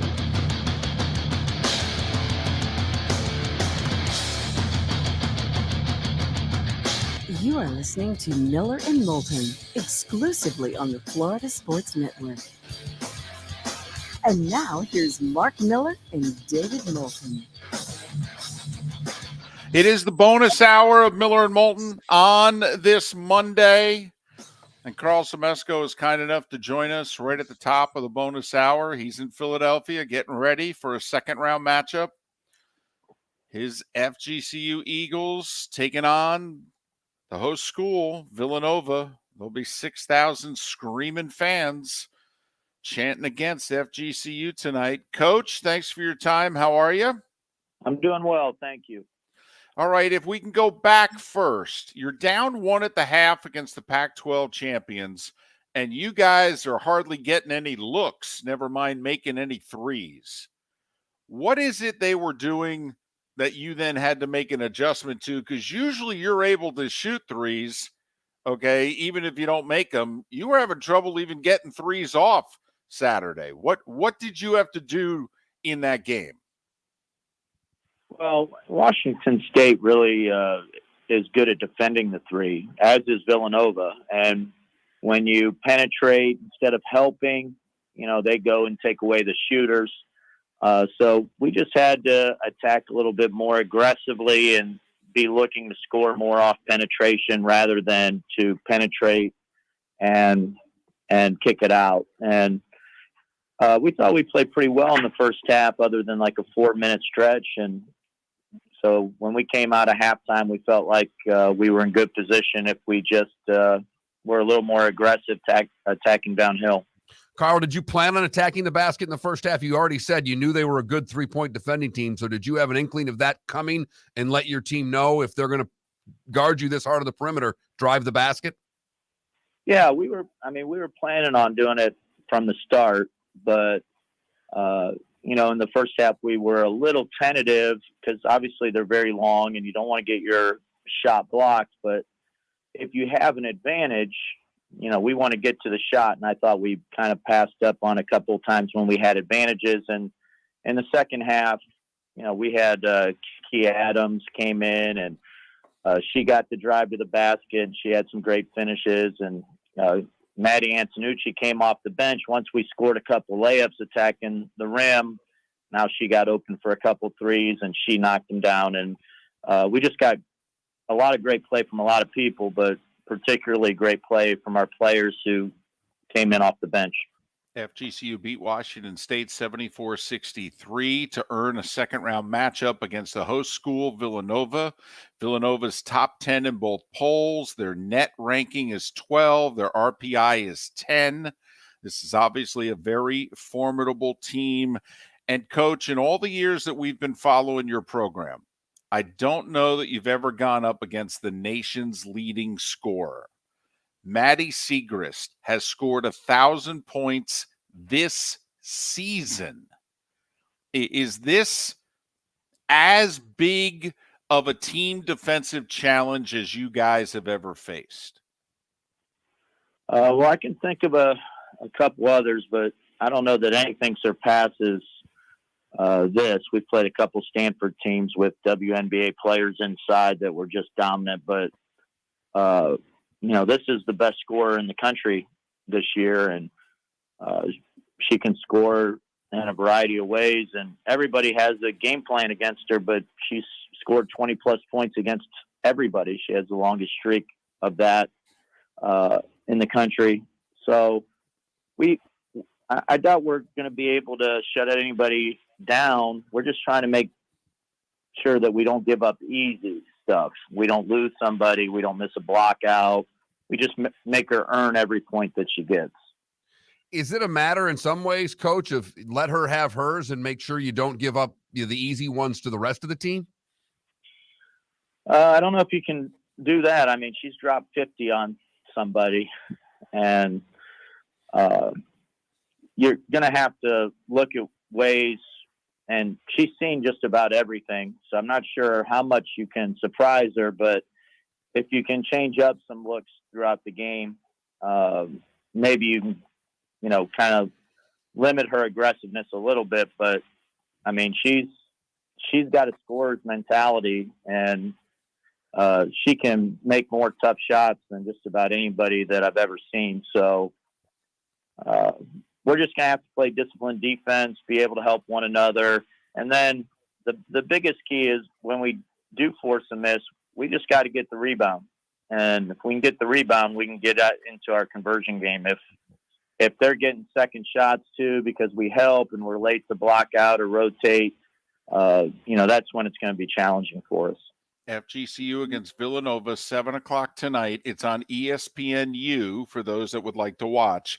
It is a 4-12 matchup. This is your fourth time in the second round. The first three times, I would argue, whether it was Florida State, Stanford, or Maryland, all on the road, that athletically, I thought all three teams were superior to you. And that doesn't mean they're going to win, but I just thought athletically you were at a disadvantage.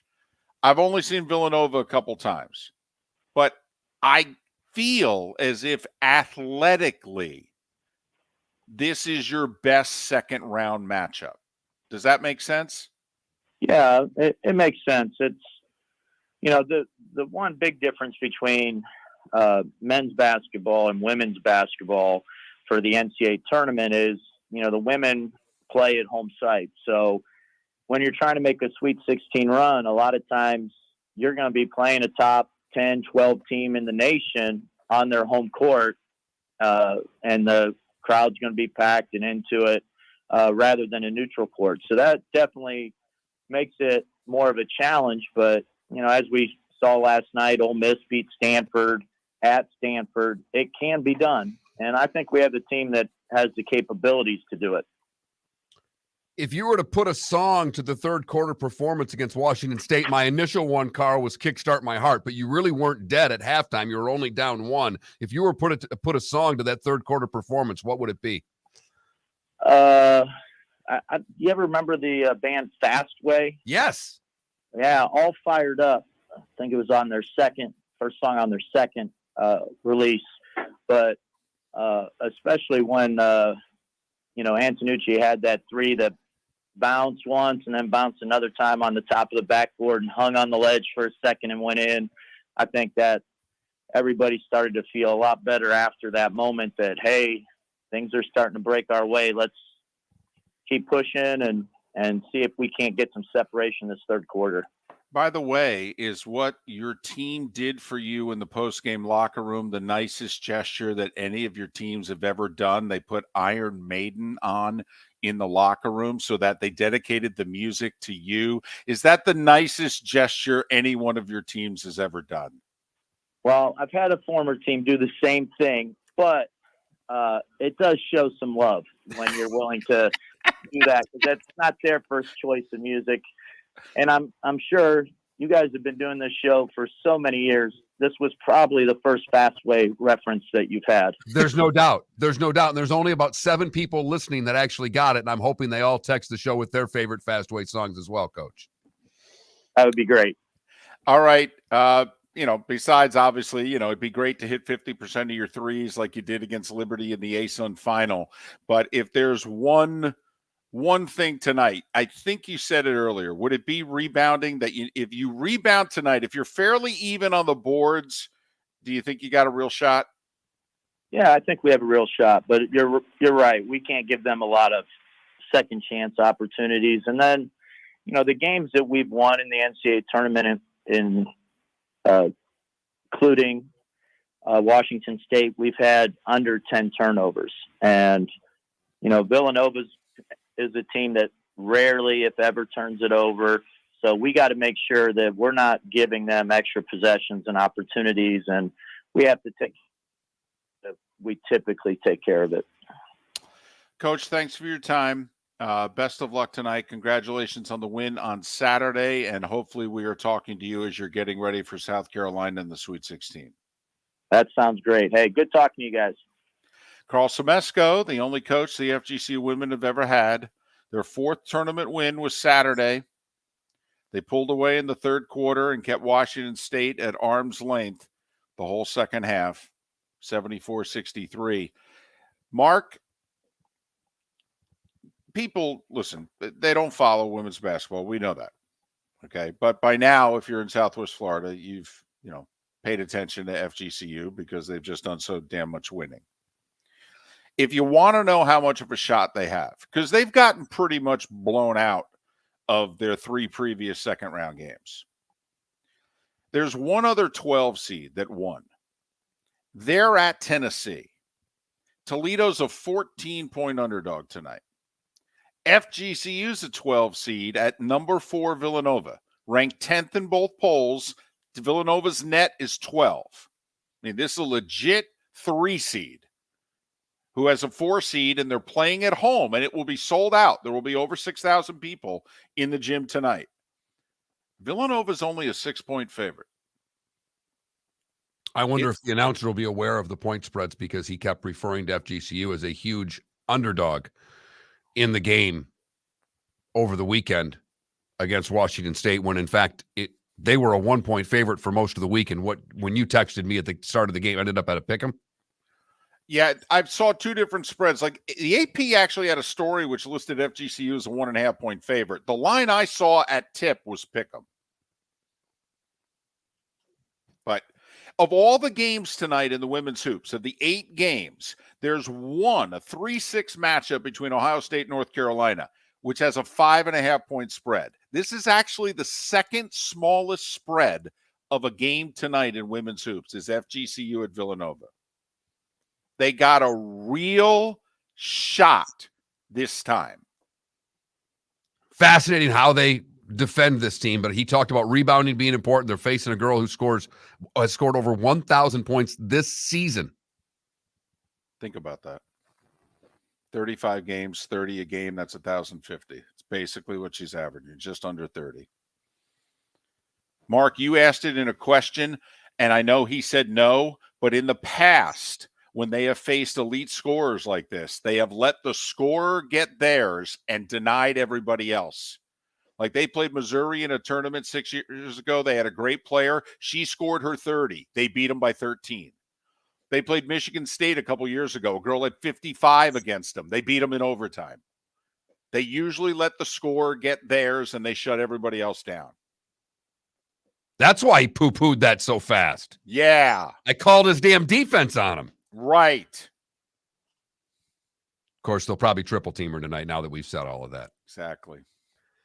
Miller and Moulton, thanks so much for listening. The good, the bad, and the ugly. Today was a day when What's on Tap about 25 minutes ahead. The text line open at 21,000 right here on Miller and Moulton, the Florida Sports Network.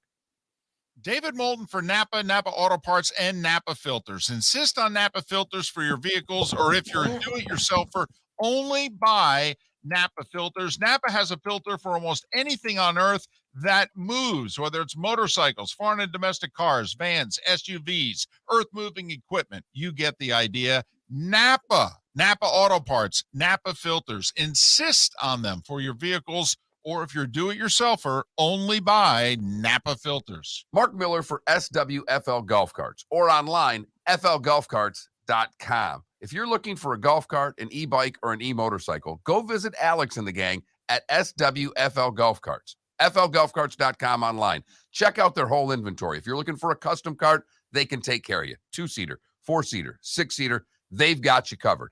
E-bikes, nobody better for value and service.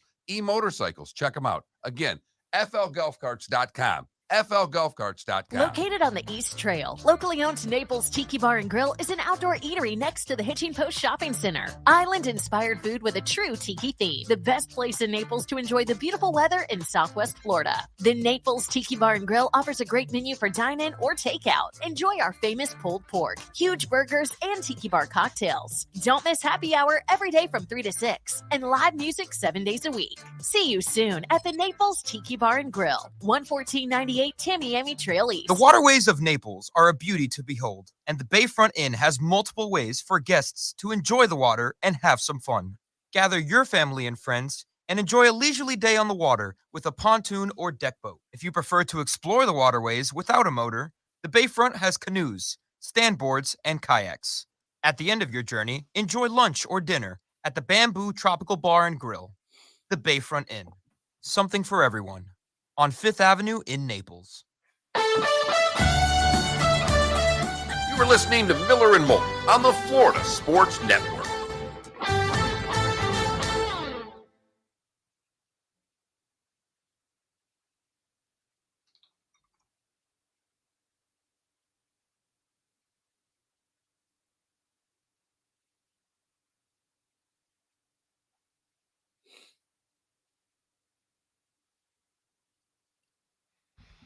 The drama of little kids' gymnastics over the weekend. The pain, the tears, that was just the parents.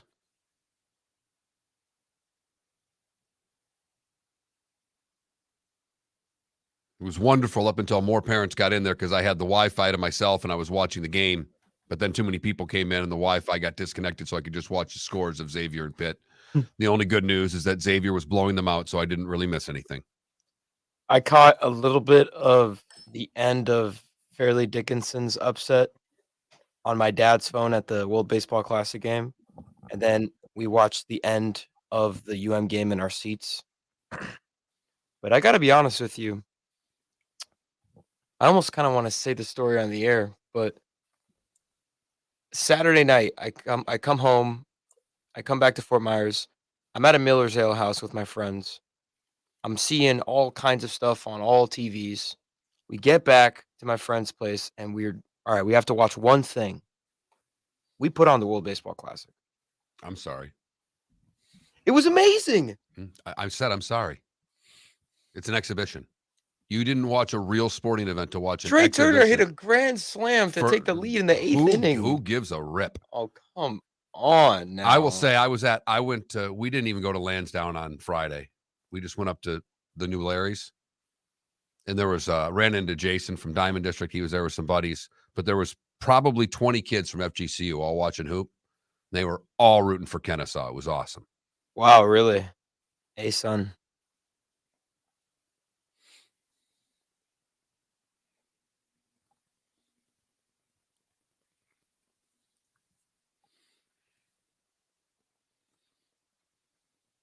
Come on, Chaz.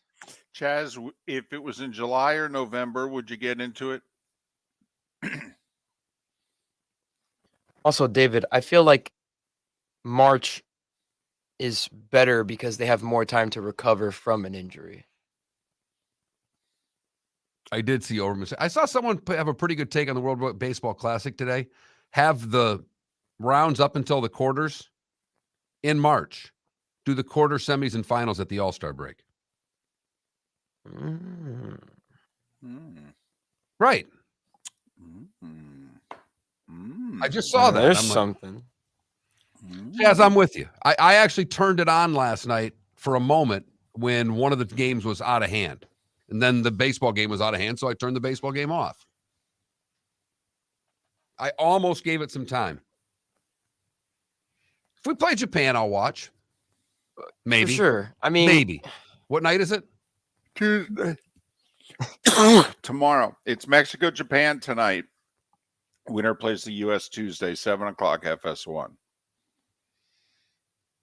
I wonder how expensive that ticket will be. A lot more expensive if it's Mexico. Yeah. I don't know. You think? Yep.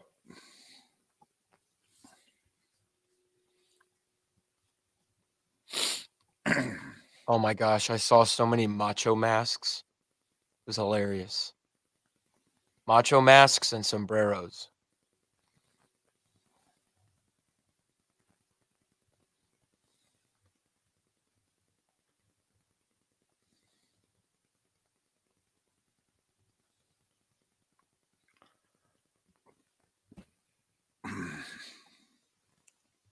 They Yes, showed it is, Logic Man. they showed Pudge on the Jumbotron, and he got a standing ovation.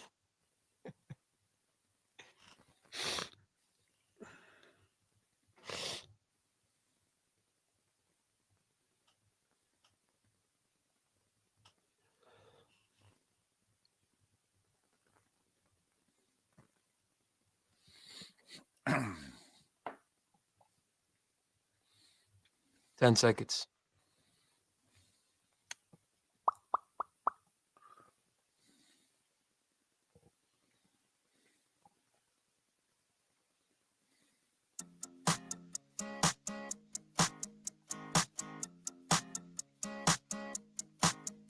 You're listening to Miller and Moulton, exclusively on the Florida Sports Network.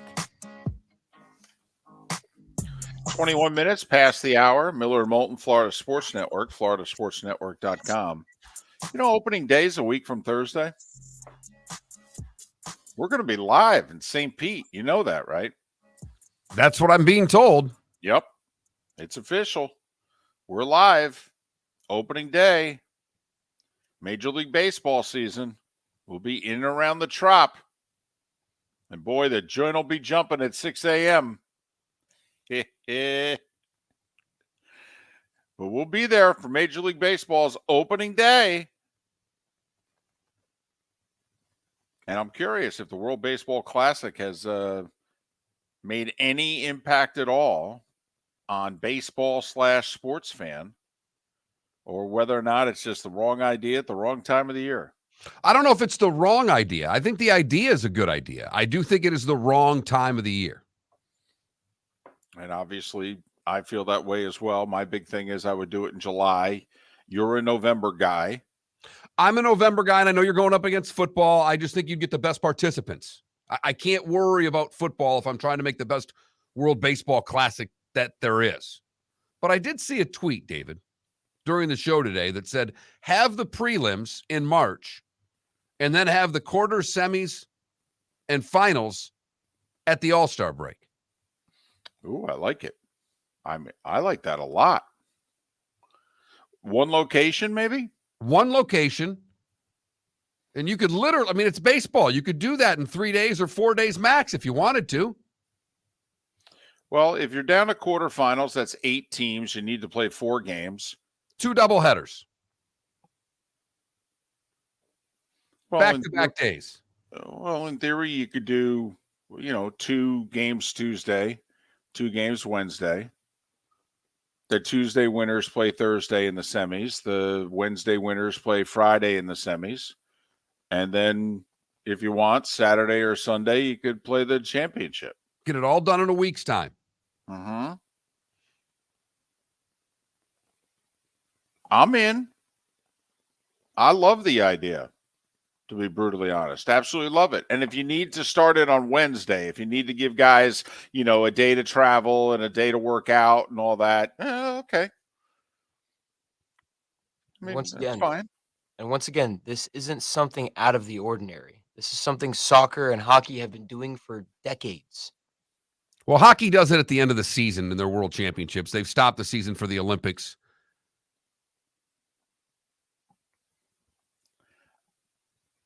It's a better idea than what we're doing now. Anything to get it in the middle of summer would be a good idea.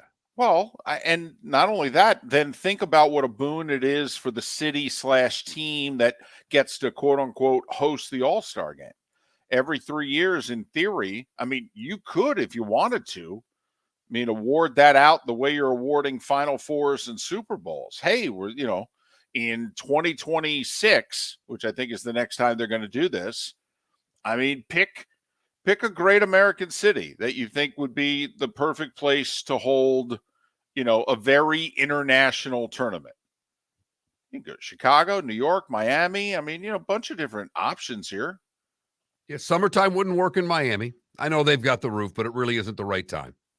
Okay. But New York, LA, Chicago. Do you have to pick Seattle. a place that has a dome or retractable roof because you can't have this sucker rained out? Probably. Well, then that limits it. Both New York's place, out. Both Chicago's out. You go Miami, Houston, or Seattle? Or LA. Well, there's no dome. Oh, yeah, but it doesn't rain. It doesn't rain. Yeah. Of course, you could do Tampa. That's funny. That international city of St. Pete. Well, and also to put your premier event in that dome. But yeah, okay. Miami, Houston, Seattle. Yeah, okay. Southern California. Okay. There you go. Every third year, you play this sucker. By the way, is that enough? It's not 4 years. It's not 2 years. It's just like porridge. It's just right. I mean, it's every 3 years. I have to admit, I kind of like it every 3 years. 4 is a long time. 2 is kind of like, for goodness sakes. 2 is like the President's Cup. Every time the President's Cup comes around, we all roll our eyes and go, this again? Some of us more than others. In fact, that's the number one sporting event in my eyes that could go away tomorrow and the world would be a better place. Spring football or the President's Cup? It's a toss-up for you. Unless you're in St. Louis. Right. It would probably be spring football. But what are they, the Battlehawks? They're drawn. They do 38,000? Something like that. They hate the NFL so much. That they support the XFL. Yes, they support every alternate football league because they hate the NFL so much for what the NFL has done to them twice. You could put the Super Bowl in St. Louis. I'm convinced the locals wouldn't go. But give them the XFL All-Star Game, 60,000 people will show up. Exactly. But, so just a thought. Now, this proposal of moving the No, World... it's no proposal. It's just a tweet that someone said. No, I know, but you guys are proposing that maybe they move it to July. I know it's not official, but this is a USA-only issue. Because no, it's a Major League Baseball issue. And the Major League Baseball owners do not want to have this event any other time than before spring training or during spring training. No, but what I'm saying is that internationally, the World Baseball Classic isn't having trouble with numbers and ratings. I don't know about the ratings. It's an exhibit. I mean, you keep treating this like it's the Olympics. It's an exhibition event. It's not the Olympics. It's the World Baseball Classic. It's the World Baseball Exhibition. It's the World Cup for baseball. Okay. I mean, it's also called the World Series. It only involves teams in North America. I mean, but I know what you're saying, and it is true. This is generating a lot of interest outside the U.S. Ratings and otherwise. There's no question about it. They played before capacity crowds in Japan on that half of the draw before the winners made their way over to Miami. This is very popular in Latin America. Yes, this is a U.S. issue, but Felipe, let's be honest. The sport is based in North America. And the television dollars are where? North America. I mean, Major League Baseball wants this to do what? Promote Major League Baseball where? Yes, around the world, but they want it to jumpstart baseball in this country too. So you move it to July. Yeah, what are they competing with in July, Felipe? Right. I mean, it's baseball season. Think about it. You're geeked about this, and I appreciate your enthusiasm. But the majority of our audience doesn't even know that this tournament's going on right now. Okay, they're wondering like 4 days of the greatest sporting event that our country puts on. March Madness is at the top of everyone's list of the great sporting events, and opening weekend is the best part of March Madness. And you're going on and on about a tournament that the population does not care about. A tournament that most of our listeners are less than 3 hours away from. Right, but most of them are also in our text line and our Twitch chat room basically saying, why are you guys spending 6 minutes talking about this? Okay. A, I don't know anything about it. B, I don't care. I mean, and I think it's because of when it's being held.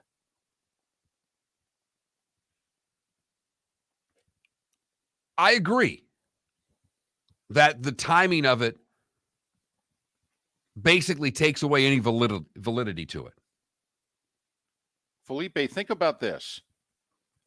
The tweet and Mark's idea, and the week would happen in July. It would be promoted for 3 months.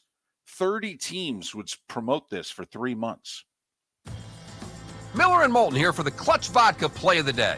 Mark, remember Nick Charles, Fred Hickman, the CNN Play of the Day? Yeah, CNN did a nightly sports show. That was a while ago. Yes, it was. Just work with me. Everyone liked the pod, the Play of the Day. So how about we have the Clutch Vodka Play of the Day? Sounds good. Fun. Smooth.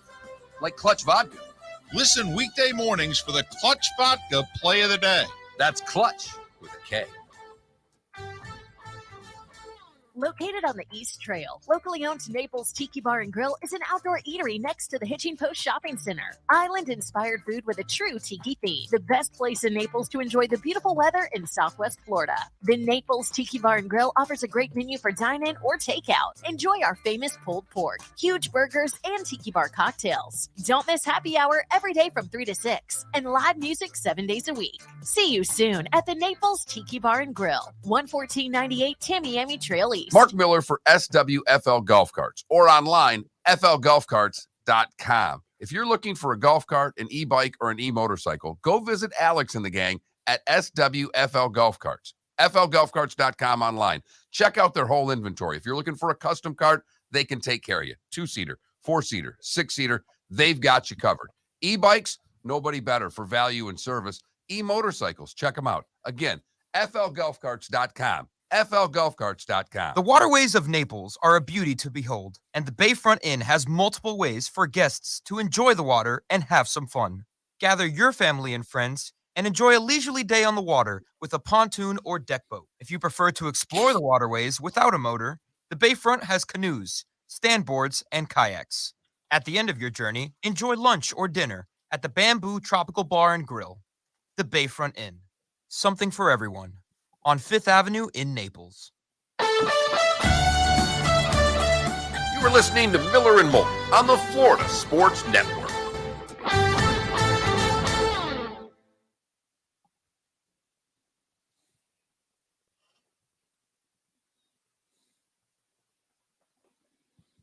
I gotta find it good. Oh yeah, I did find it good. There we go. That's gone.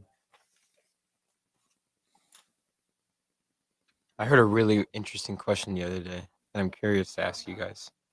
There's a stat for every aspect of your life. Which one stat would you want to see?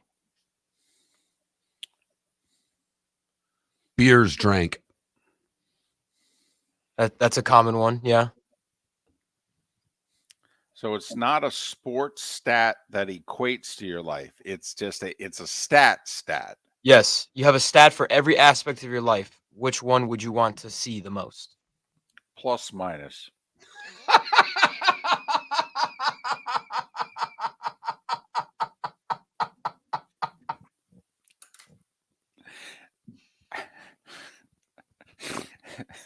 For Moulton, I would like to see quarter pounders ingested. I'm taking the over. Whatever you put that number at, I'm taking the over. White Castles consumed. Over.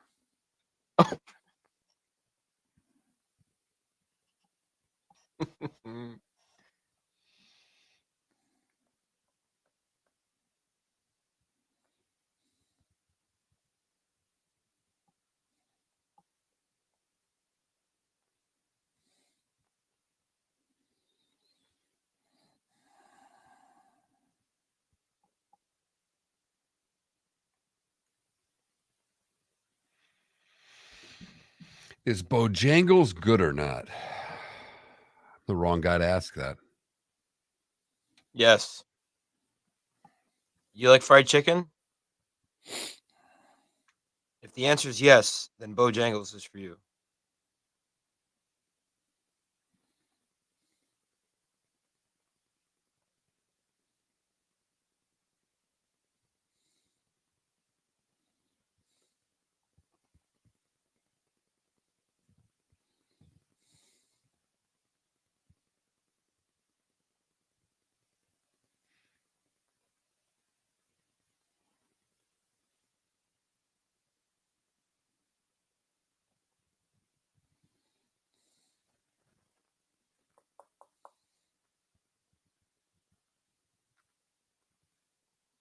Did you see my Rangers over the weekend?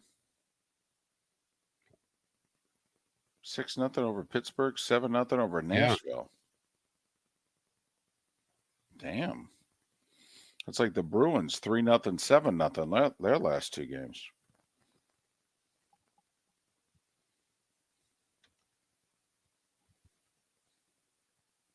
Girls crying over their ex on TikTok is so cringe. Oh, look at me. Look how sad I am. No one cares. I didn't even know that was a thing. It's not why I'm on TikTok. It's terrible. So I've never even seen one. You broke up with your boyfriend. Oh my God. Cry about it in privacy. No one cares. God, what is my generation? I hate us. They drink White Claws, vape, and call the police when they feel threatened. Right. We drank 40s, smoked Marlboro Reds, and ran from the police when they came to bust our parties. That's the difference. Smoke dab carts, all that stuff.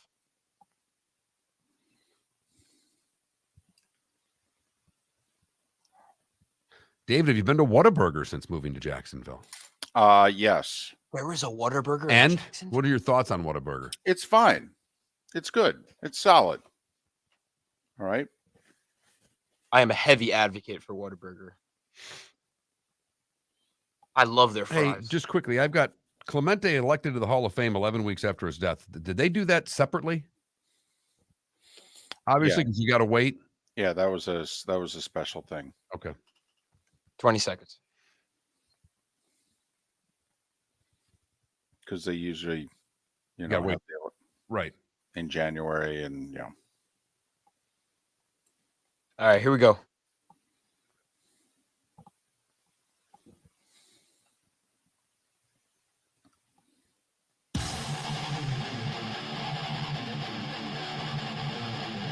You're listening to Miller and Moulton, exclusively on the Florida Sports Network. 22 minutes until we're out of here. Actually, we're out of here in 16. 22 minutes till the top of the hour. Miller and Moulton, Florida Sports Network, floridasportsnetwork.com. David Sampson, Pat Kerwin, amongst those on the show tomorrow at the very least. We know Jim Larinaga is joining us at some point this week. Tomorrow or Wednesday most likely will be the days. Still waiting to hear from Dusty May and the FAU folks, but Larinaga and the Canes, they committed to us, Mark, while they were like up 5 at the half. Boy, and that second half started, Indiana goes on a little run to tie the game, and I'm like, uh-oh, let's see what Miami's got for it. And boy, did they have something for it, because they took the punch and then countered with several of their own and armbarred Indiana after that point. You know, it's funny how sometimes you just have a feel, and your feel can be wrong. Like the FGCU women at halftime when they were down 1, and you and I both were like, oh, they got this. I mean, they've hit 1-3, and they're down a point. Yeah, my text to you was this. They're in great shape right now. Yeah, They've totally. not even played well, and they're down 1. Right. And it was the same with Miami, and I know they had like a 13-point lead late first half, and Indiana cut it to 5, and then Indiana starts the second half, and at no point I'm like, Miami's got this. Now, I will say, I thought they were in deep trouble, down 8 with 5.5 to go against Drake. Deep Jim Larinaga coached, put his two best players on the bench, went press. Okay. Jim There are Larinaga two things. coached. There are two things. And look, I don't pretend to be a college basketball coach, but there are two things that if I were coaching a basketball team in college, they would all know how to press. It doesn't mean that I would press all the time, David, but I would have the ability to go to press, and I would have the ability, if I played man-to-man, that at some point that we practice a zone defense to go to in times of need. I'm just when I watch games and I watch all of a sudden a team throws a zone in and for 2 or 3 possessions can just upheave whatever the other team is doing and change them offensively to change the complexion of a game. I have to have that if I'm a coach. Even Karl Smesko has worked on a zone in the last couple years because his team's 99.8% of the time play man.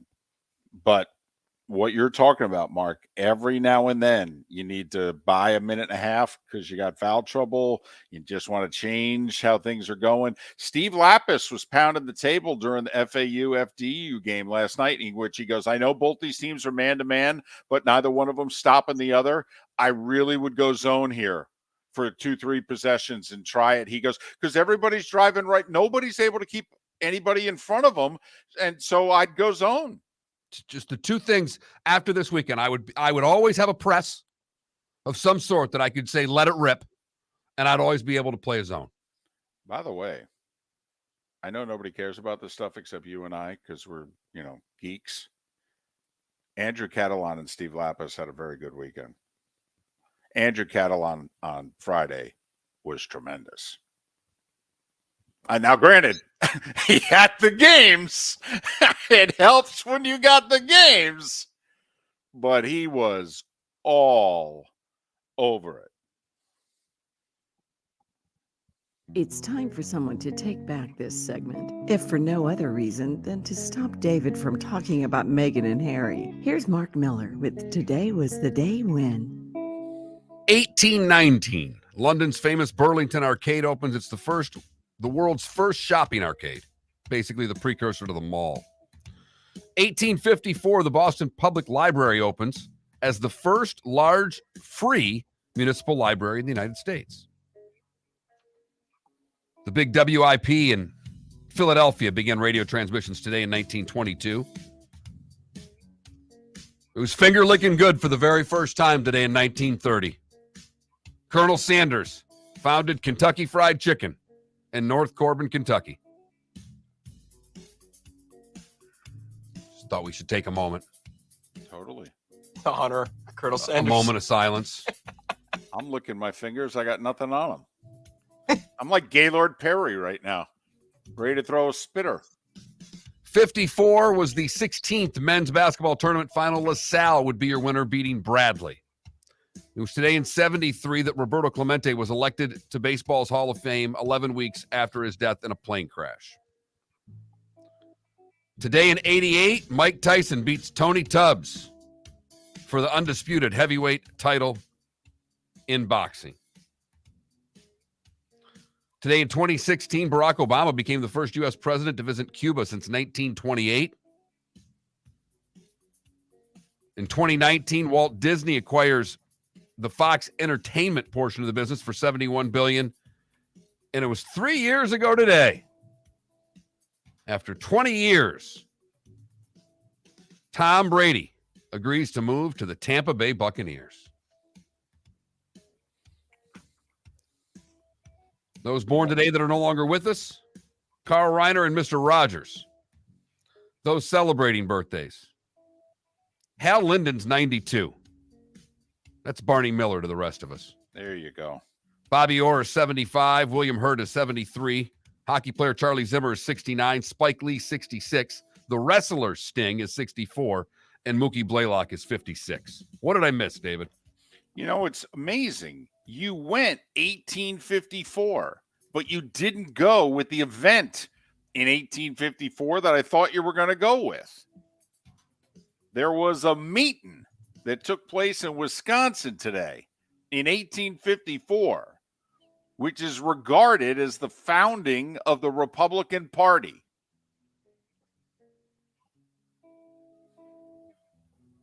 That's all. You know, the Wigs, they broke up.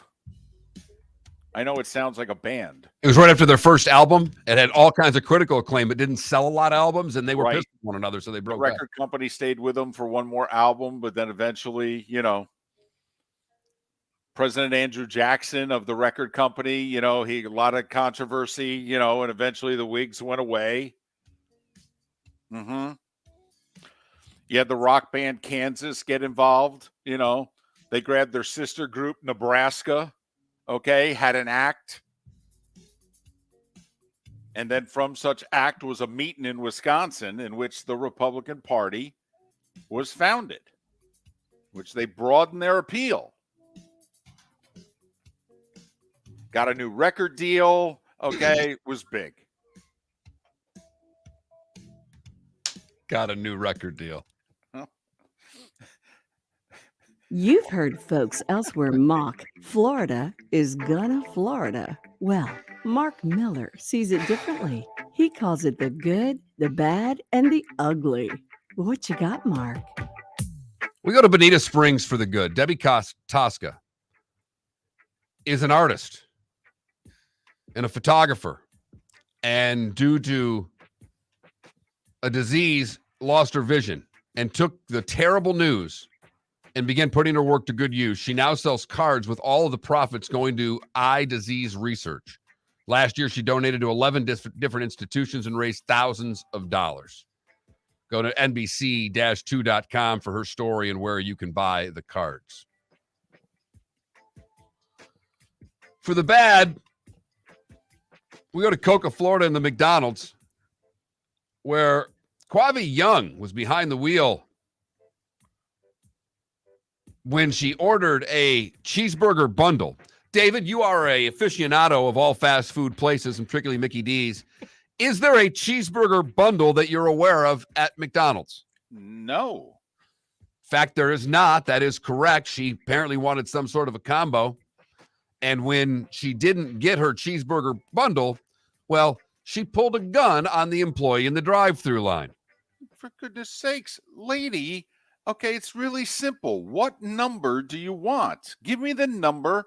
We'll order it. If you can't find it, it's on you. Fortunately, she was arrested and booked with aggravated assault with a deadly weapon. When she took out the gun, was that her way of saying, I wanted this supersized? What do you think that was the statement? She was upset that she ordered something on the menu that wasn't there. It's always a problem. Wancho is saying there's a McDouble bundle, okay, but no cheeseburger bundle. This is your area of expertise. I did not know McDonald's had bundles. Right. I mean, isn't that usually like cable and internet together? I mean, is that fries and a drink? You know, what's a bundle? Does it include an apple pie? I was going to say, I just thought that was a combo. What's a bundle? For the ugly, we go to Daytona, where Scott Hollingsworth was watching TV when he heard a bump at the door.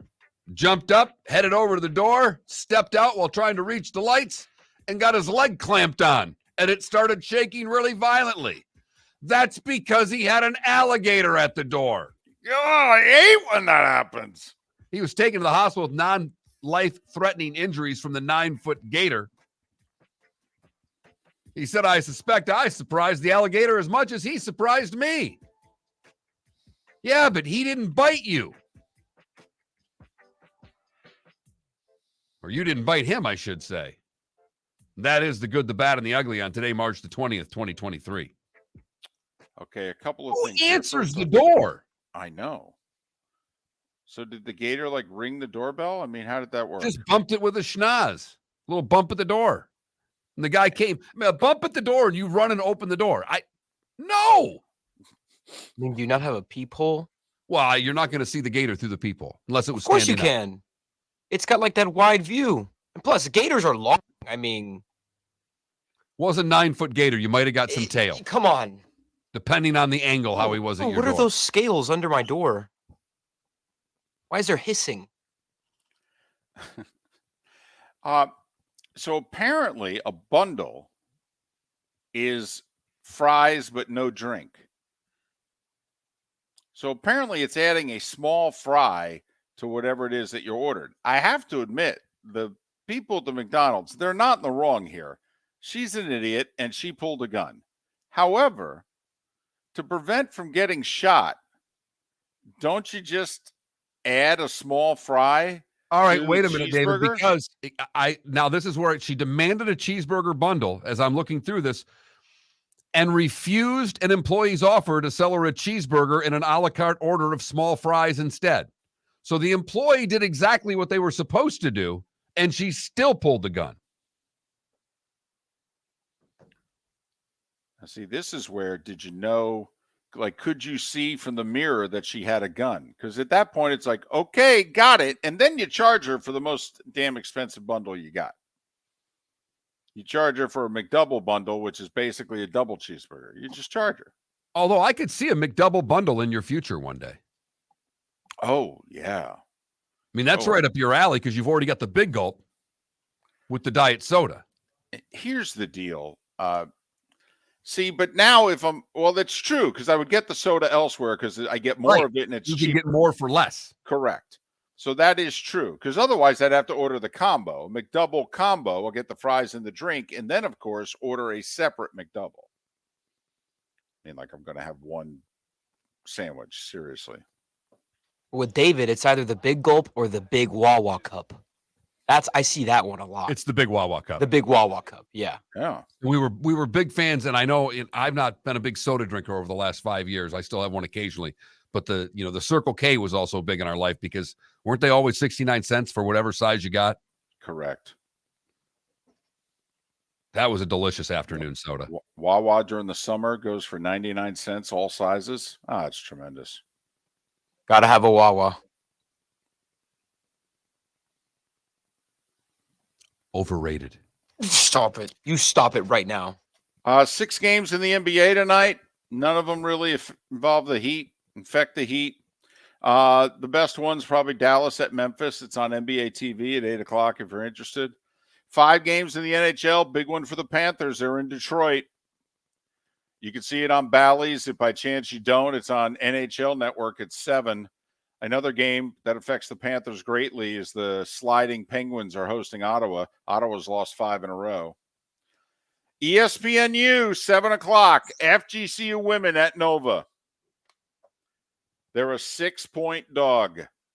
This is their best shot to go to the Sweet 16. And it's in Philadelphia. True road game, going to be sold out. Villanova has an incredible score, leading scorer in the country. Can FGCU, will they let her score and get theirs and try to shut everyone else down? And how do they shoot the 3 ball? Because they didn't shoot it great in their win. I think they can have a better offensive performance than they had Friday, David. It's Philadelphia, Mark, and it's FGCU. The Eagle men and women are a perfect 3-0 in the NCAA tournament in Philadelphia. The men went to the Sweet 16 in Philly. The women are going to the Sweet 16 in Philly. Looky there. Will the city of brotherly love take care of the FGCU women tonight, 7 o'clock against Villanova? ESPNU is where you can watch it. We'll talk about that and everything else tomorrow morning, 6 a.m., Miller and Moulton, right here on the Florida Sports Network. David Moulton for Napa Auto Parts, and Napa